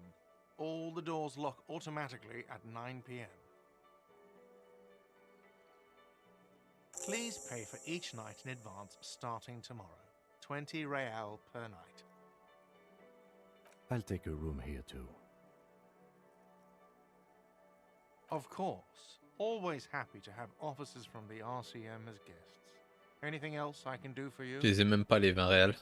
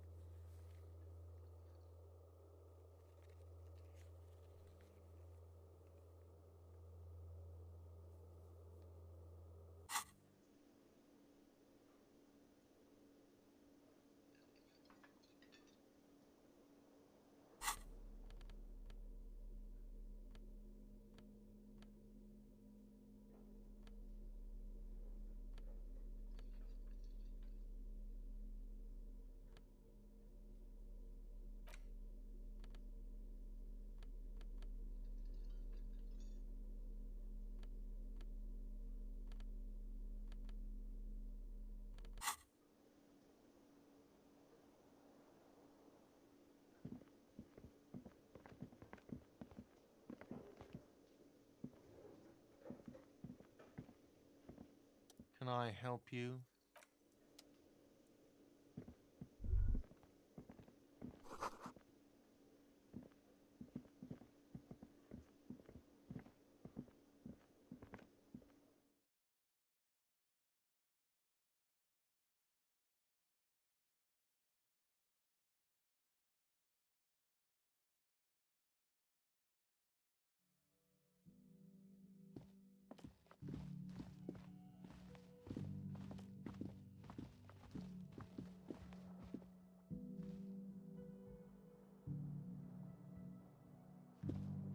This is the door to the room. Just a moment. You had some questions earlier, I believe. And besides, we should discuss our progress on the investigation. Let's go out to the balcony.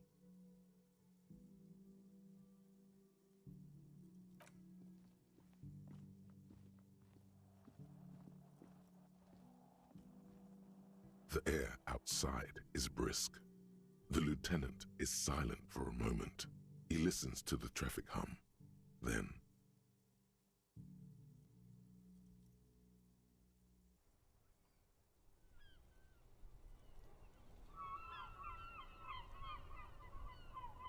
where shall we begin? We should talk about the investigation, first and foremost. But I also remember you wanting to discuss the RCM? I have a cigarette every night when I go over my notes. It's something of a ritual. oh man, he looks so devastatingly cool with that cigarette. I apologize, but I only brought one with me. I have exactly one cigarette every night while going over my notes. You mean this? This isn't cool. It's an unnecessary trial of will and unhealthy. Keeping the habit within the parameters he's given himself takes a lot of focus. Yet, were he to quit, he would lose the... Yes, it's been a long and eventful day. Well, we didn't even look at the body. And there's still much to do at the crime scene too. We didn't search it thoroughly enough.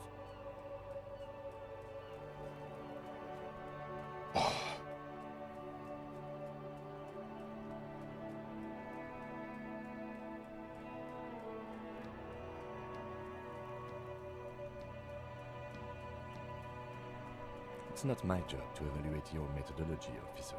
I'm just going through the facts. As for the interviews,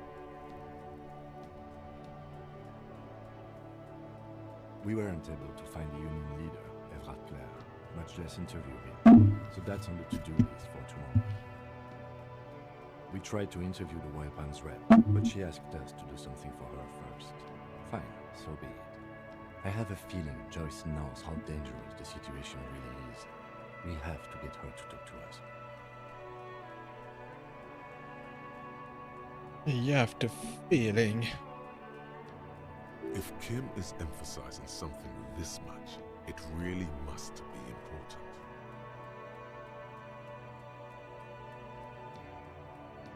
Above all, though, today was exhausting. What's with all the running? You run a lot. Is that a standard Precinct 41 practice?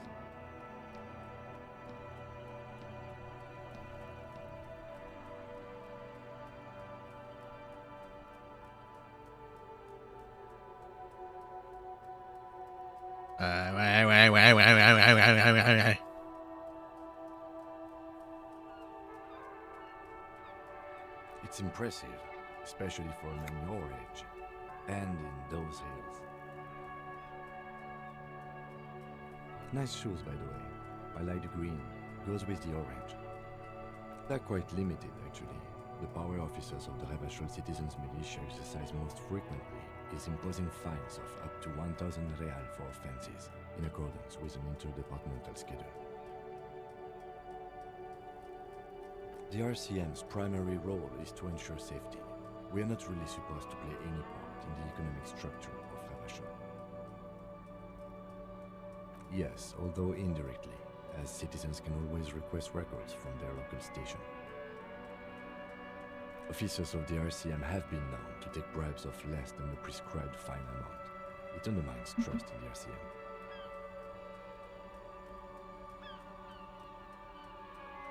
We can arrest people, of course, but rather than bringing someone in directly, it's preferable to serve the station closely. It prevents confusion and overcrowding.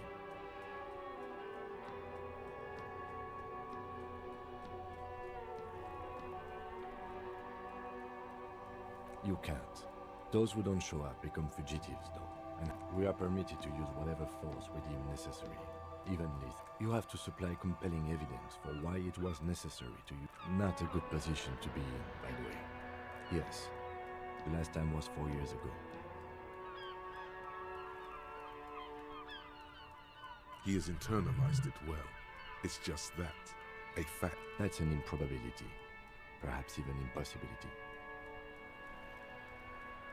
Precinct 41 is known for a higher than average rate of police violence.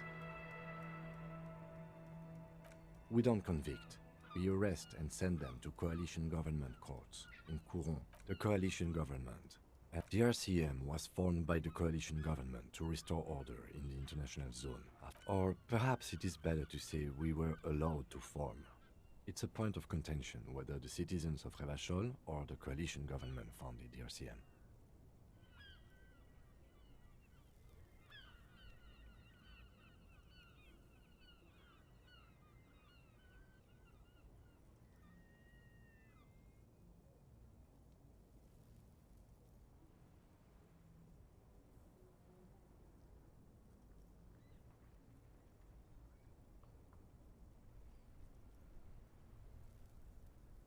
Be sentimental if you like.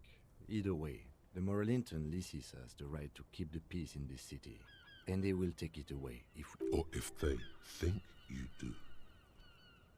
The Moralist International are the world's largest political organization. You know who they are. They have been running this place after the revolution failed.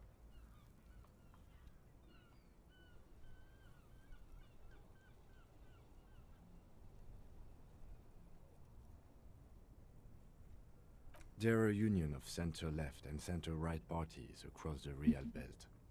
Our coalition government is just one of its many projects. They also run the ICP, EPIS, most intergovernmental EPIS, EPIS.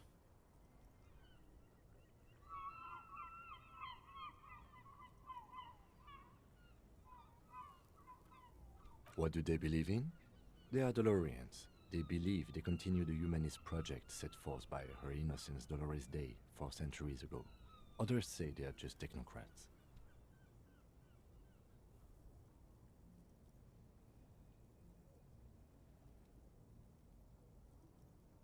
Those others say they continue the humanist project set forth by Dolores Day. Interesting question. It's a blue forget-me-not. Their motto is love, compassion, self-discipline. I think you can gauge what they want you to think of them from that. Something kind and usual.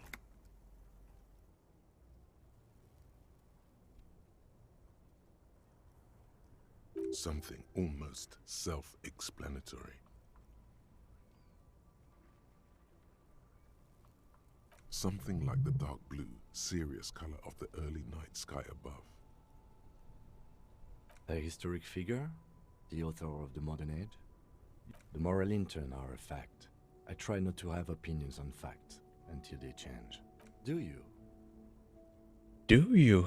Do you?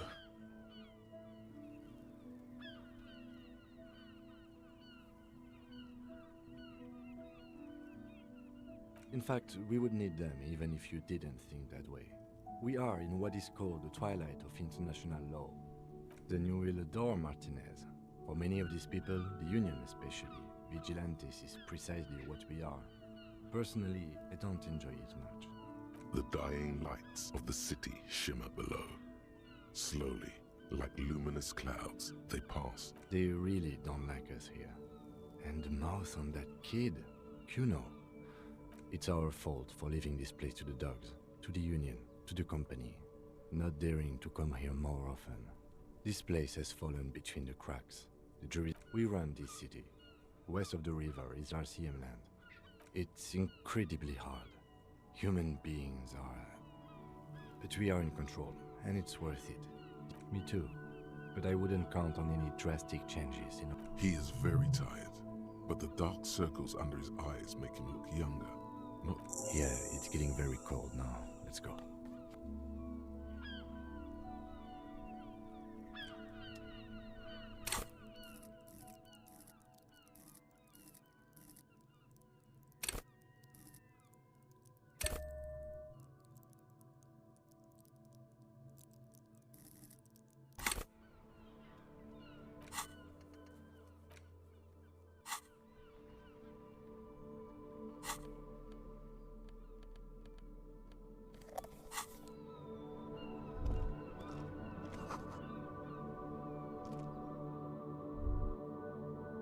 L'odeur de la mer vous écœure, putain. Il aime pas l'iode.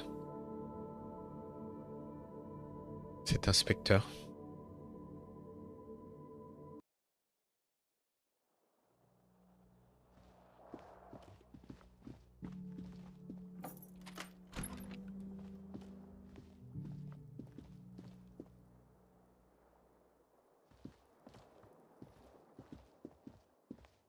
The bed is cold and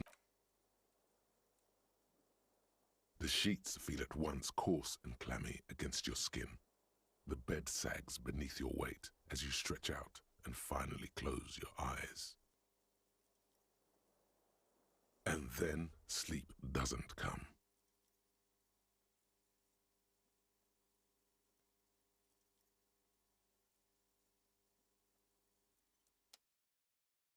And then sleep doesn't come.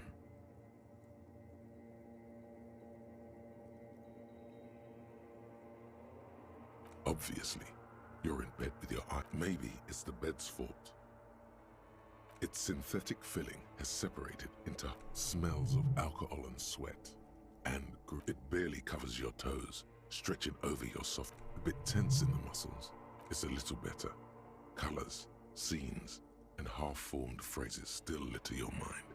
Something to do with, what was it that the lieutenant said? Union?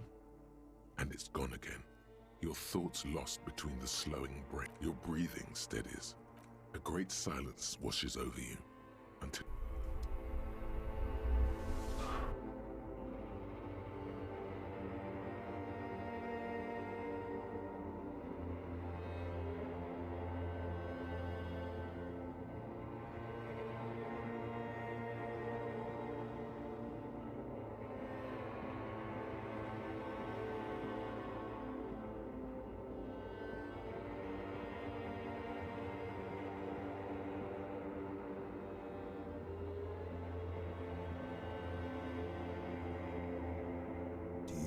remember the scent of your childhood? What it says on the can, Harry. Answer the question. You're not kidding anyone, Harry. You don't remember shit. Tell me. Do you remember your wife's hand on your face? You know who I am. I'm the bad day. The one where you ask her, and then later in the streets wandering, reality will turn into... Do you remember the warmth of her thighs, between her legs and in her mouth? Oh no, funky baby, you stayed. It was the rest of it that left, while you just stood there. Tell me, where are your... No, it's gone. You failed Elysium. Everything. The Pale and the Isolas on the surface. The outer magnetosphere. Burning. You really dropped the ball. No, you haven't.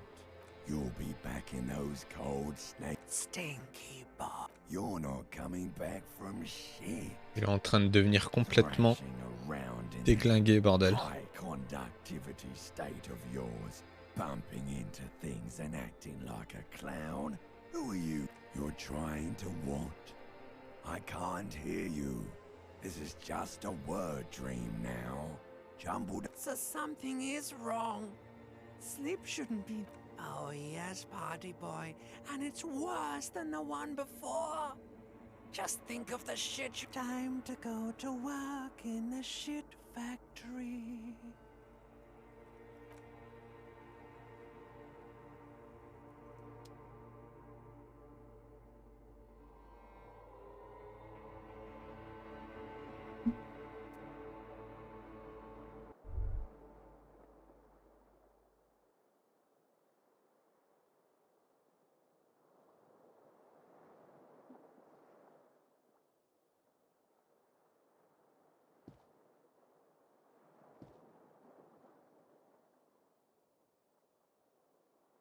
Good going, buddy.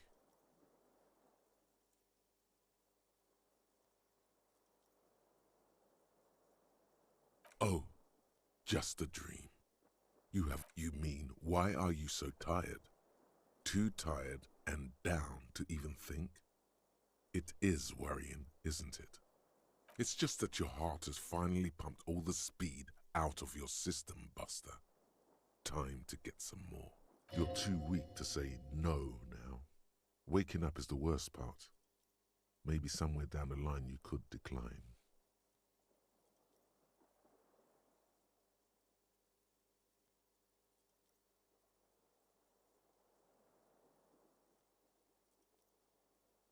Speed is a potent central nervous system stimulant. It kept you propped up all day yesterday. It's power, man. It's professionalism. Are you sure? Ready to live as this pathetic shell of yourself for days? Basically, a week? Let's be honest, 2 weeks. Maybe 3. You won't make it. Suit yourself. Slow, sad shell, man. See?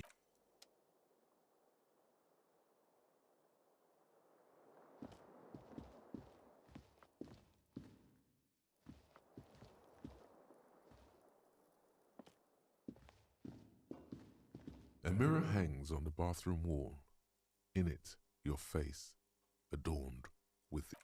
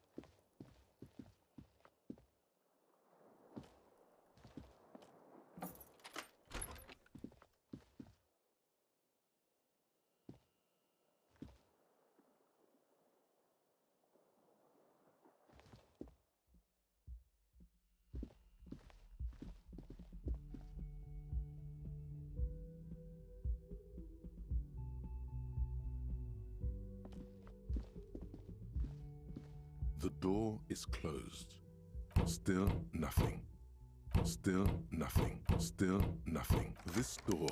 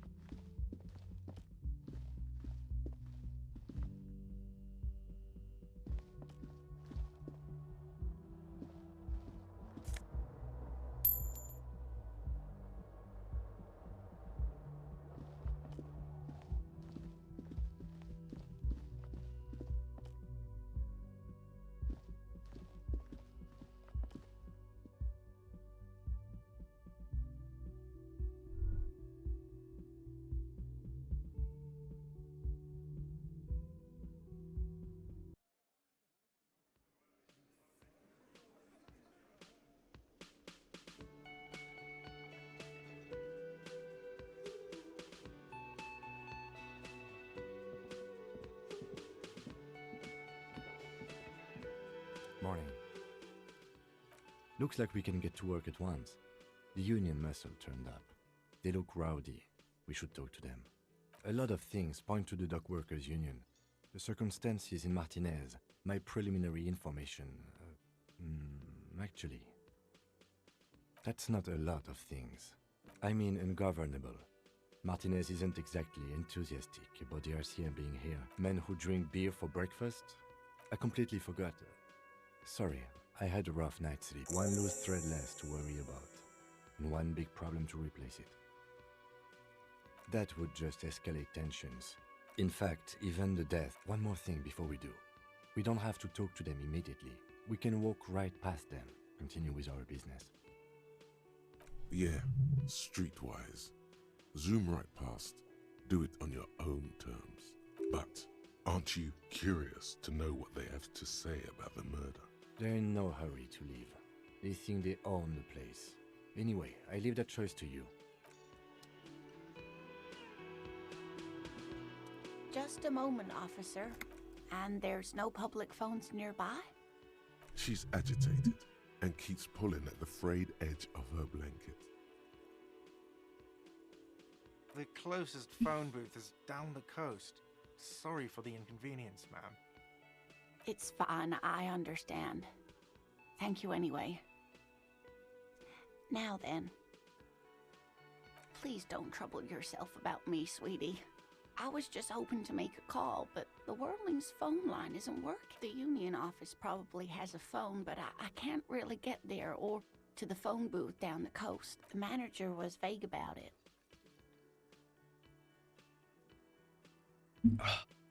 Why would he be vague? This is something to look into later. Ask God, maybe. Lieutenant Kitsuragi, may I ask what you needed to use the phone for, madame? To let the young woman who's house-sitting for us know that we may be delayed. Morel, my husband, and our friend Gary were supposed to get back by Monday night, but they're still missing, and I haven't heard from them.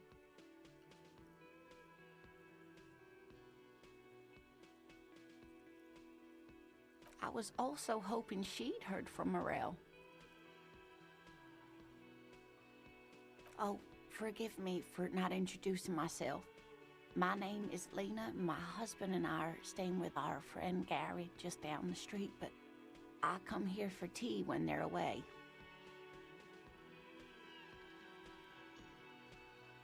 A little missing persons puzzle might just be the thing to take your mind off the hangover.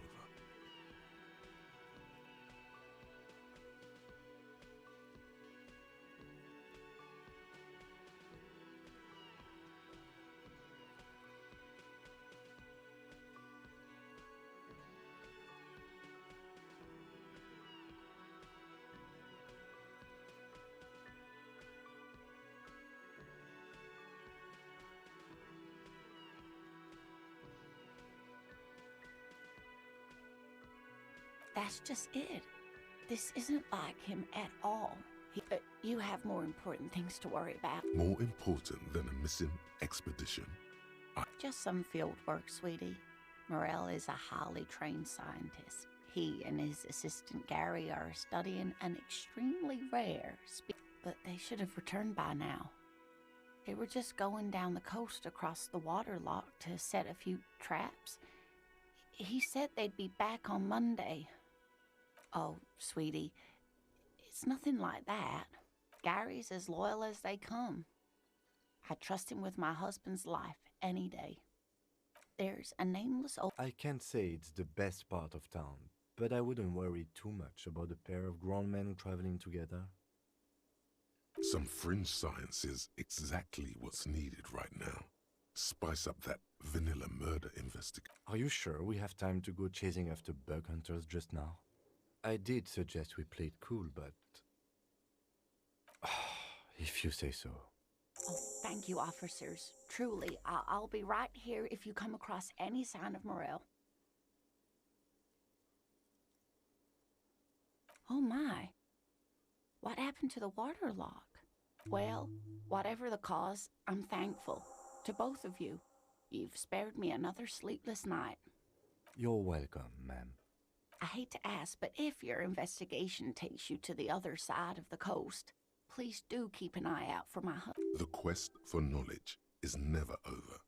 And if you see him, let him know Lena is waiting for him here. Oh, you're such a dear. Thank you, sweetie. Oh, yes. A zoologist. A cryptozoologist, to be... It's a pseudoscience that attempts to legitimize research into mythology. That's one opinion, yes. And people are entitled to their opinions. She's used to playing off such insults casually, but they... My apologies, ma'am. I did not mean to undermine your hobby. It's not a hobby, dear. It's a subfield of zoology. One specializing in animal species that are so exceedingly rare that many assume them to be extinct or even fictitious. Searching for such species called cryptids is difficult and often thankless. And frankly, many scientists are too lazy to do it. Universities these days are rarely in... The quality of research at Revacholian universities has been on the decline. But you doubt there was ever a time when cryptozoology was embraced by the academic elite. Oh dear, I'm not sure where to begin. Well, his expression is slightly grumpy, but his eyes are always bright and curious, like a small boy's. You can't go around Revachol feeling grown men's hands. If you want to find her husband, you'll need more concrete information. Oh, well, he's a bit shorter than you, but with a larger frame, and he has longish white hair, usually a bit uncombed. You might say wild, even. The lieutenant pulls out his notebook and begins jotting down the woman's description. One other thing, he'll likely have all kinds of field gear on him, even if he's not out in the reeds, you know. We'll be celebrating our 16th anniversary this autumn. Not the most numerically satisfying anniversary, but I like the less obvious milestones even more somehow. Via dating agency, I'm ashamed to say. I was looking to get back into the scene after recovering from my accident, and he'd just divorced. Wake up, singing. We hit it off, and, well, here we are. She's skipping over some important parts. Perhaps you'll find out more later. I hope I've been useful.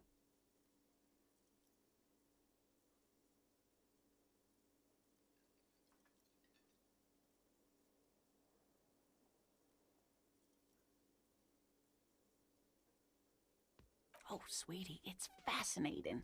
But I shouldn't bore you with entomological Sweetie, it's fascinating. The lieutenant gives you a sideways glance.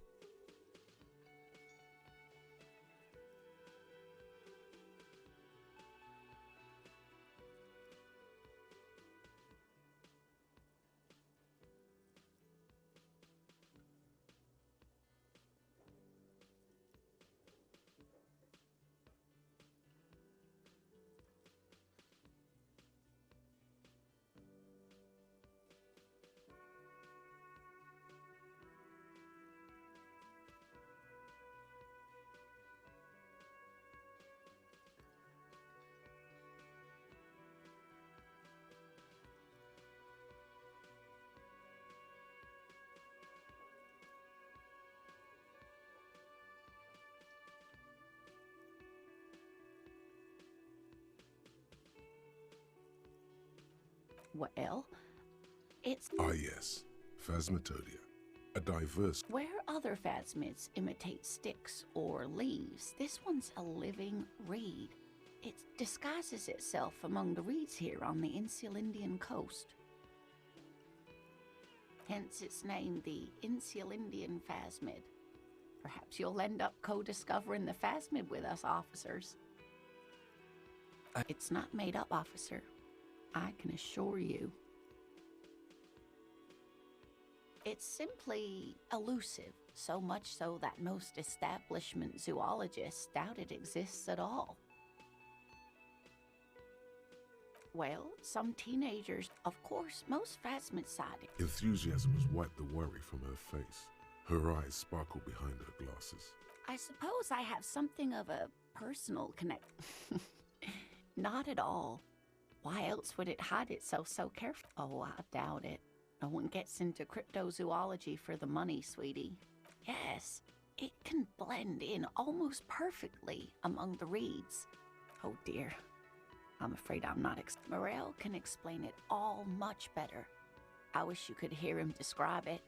Then you'd understand, I'm sure. Surely things can't be that bad? You know where we are, right?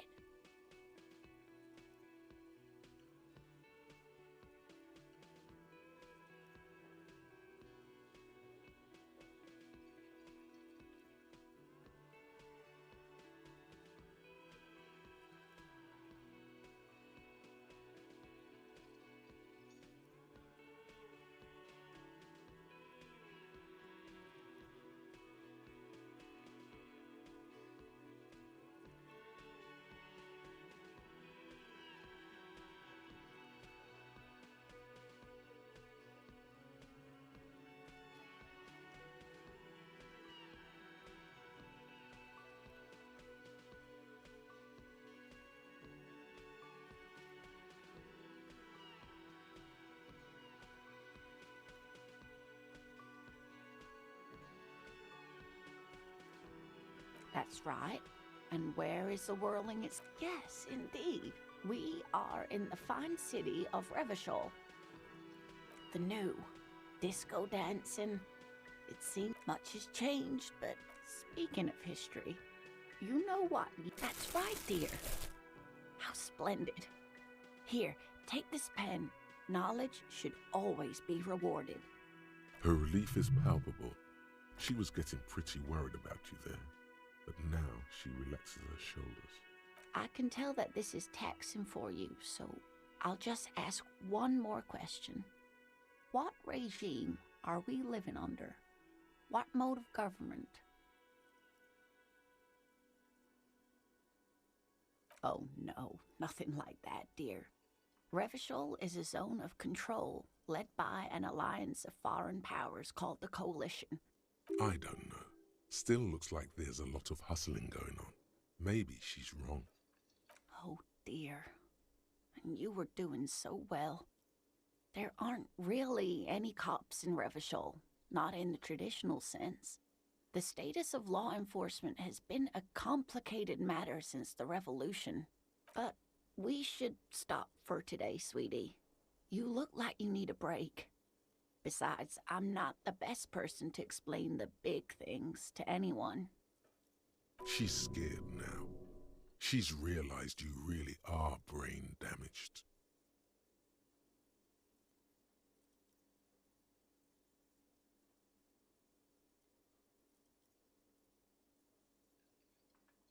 You were doing quite well up until the end there. It does look like you're having trouble remembering things. History and place. A sigh. The lieutenant buries his nose in his notebook. But maybe a fresh set of eyes is what the world needs. And while I'm no doctor, such bouts of amnesia are often temporary, so... She means this sincerely. Worrying won't do you any good. A defeat, I'm afraid. The people of this archipelago tried to build something new. Something different. The rest of the world didn't like it, so they came and ended it. It has something to do with everything. I really don't know how someone more educated in sweeping matters. No, I'm not an encyclopedia. I won't be a guide either. Of course. Then, I don't know, someone rich maybe.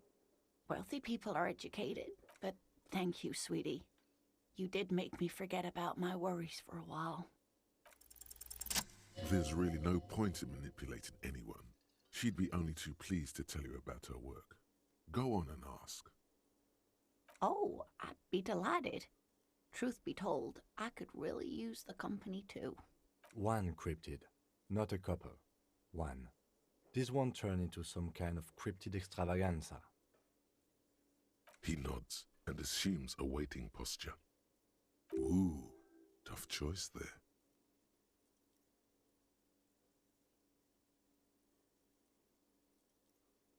Yes, it's the kind green ape. Half-war story. Yes, it was reported by soldiers in South Safra during the war. The kind green ape would visit bunkers during the night, healing wounded soldiers with its saliva.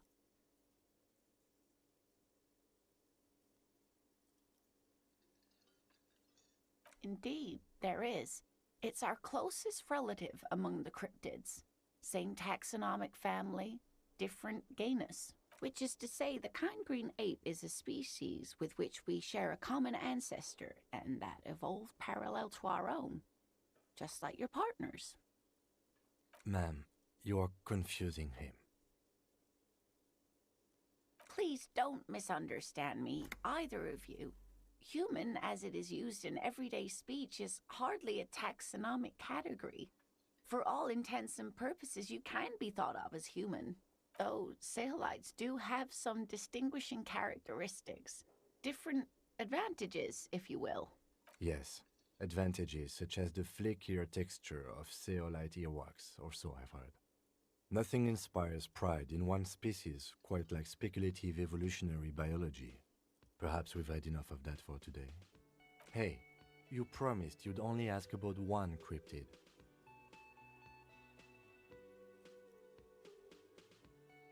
The lieutenant pauses, thoughtfully. Ah, fuck it. Let's have more cryptids. Well, the answer is yes. They're the col de mama d'aqua, or thin whisper of sound. And that's precisely what it seems to be. Self-replicating sound waves, invisible and intangible. It's very afraid of us, which makes it incredibly difficult. Col de mama d'aqua can also be translated as a whisper light and low. Yes, that's another translation. They're both quite lovely, aren't they? Although the low part is a little ironic. The col de mama d'aqua makes, or rather is, such a high-pitched sound that... Fine, I'll bite. How can an animal be a sound? Fine, I'll bite. Many scientists have asked the same question. Some have claimed that it isn't itself a sound, but a tiny corpuscle that emits sound waves. It could be. As I said, it could be everywhere. And we wouldn't know any better. It could be ringing all the days of our lives and nights. Plenty. It's the evidence that led to it. When playing back recordings they had made in the scientists, they realized that they grew quite obsessed with sequester, time. That is, they tried to communicate with it. Psst. They cancel each other out. Exactly. After that, the corpuscle appears to have migrated elsewhere. Of course. A common thread in these. Disappearance and unfalsifiability. I like the story, though, ma'am. I'm glad you did, dear. What about what? That would be the giant of Coconur. The giant lives in the most arid parts of the vast Coconur desert. Mirage or psychogenous luminance. No one knows for sure. It is like an awful mountain appearing from below the horizon. The towering luminosity of Kokonur is a bad omen in local folklore. Some say it's a fata morgana. Who here? No animal can be that large. That's what makes it so peculiar. A species surviving at the very limit. There are limits, you see, to how large a metabolism an ecosystem can beget. Some Gravity anomaly? Digging it. Digging this parascientific stuff right here. Cryobacter catlensis. Yes, a unicellular bacterium that was discovered in one of the northernmost points of Kotla on the Boreal Plateau. But the bacterial colony Mijanu found had remained alive while Mijanu disappeared shortly after injecting herself with the Yes, the bacteria had survived in the ice since times immemorial. It's actually a little hard to see, but do go on.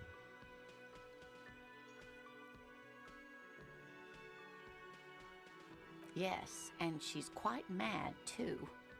After she treated herself with the bacteria, she stopped aging, but also became increasingly eccentric and irascible, so that even her oldest friends were forced. We can assume that she has been living somewhere in the gnome of Jeroma. Oh yes, none of its victims survived.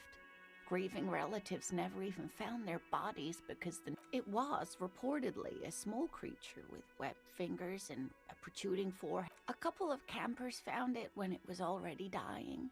It still took the gnome of Jeroma and If the body of the creature was found, why aren't there detailed illustrations of it in science textbooks, confirming the existence of this very little species?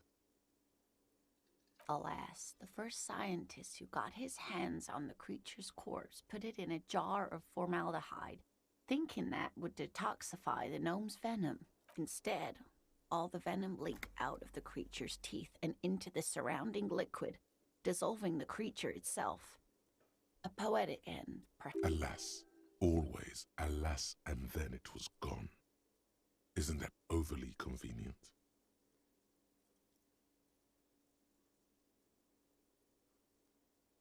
I understand your skepticism, but that's what happens with things that are rare and stand out. Their disappearance is most memorable, and they are least likely to be found. I'm glad you like them, but I'm not really one to tell you about all of them. You know... Of course, officers. Is there a particular cryptid you two are interested in learning about? I'm glad you like them. Ok. Donc je vais faire une petite pause cassage de ventre. Petite sauvegarde.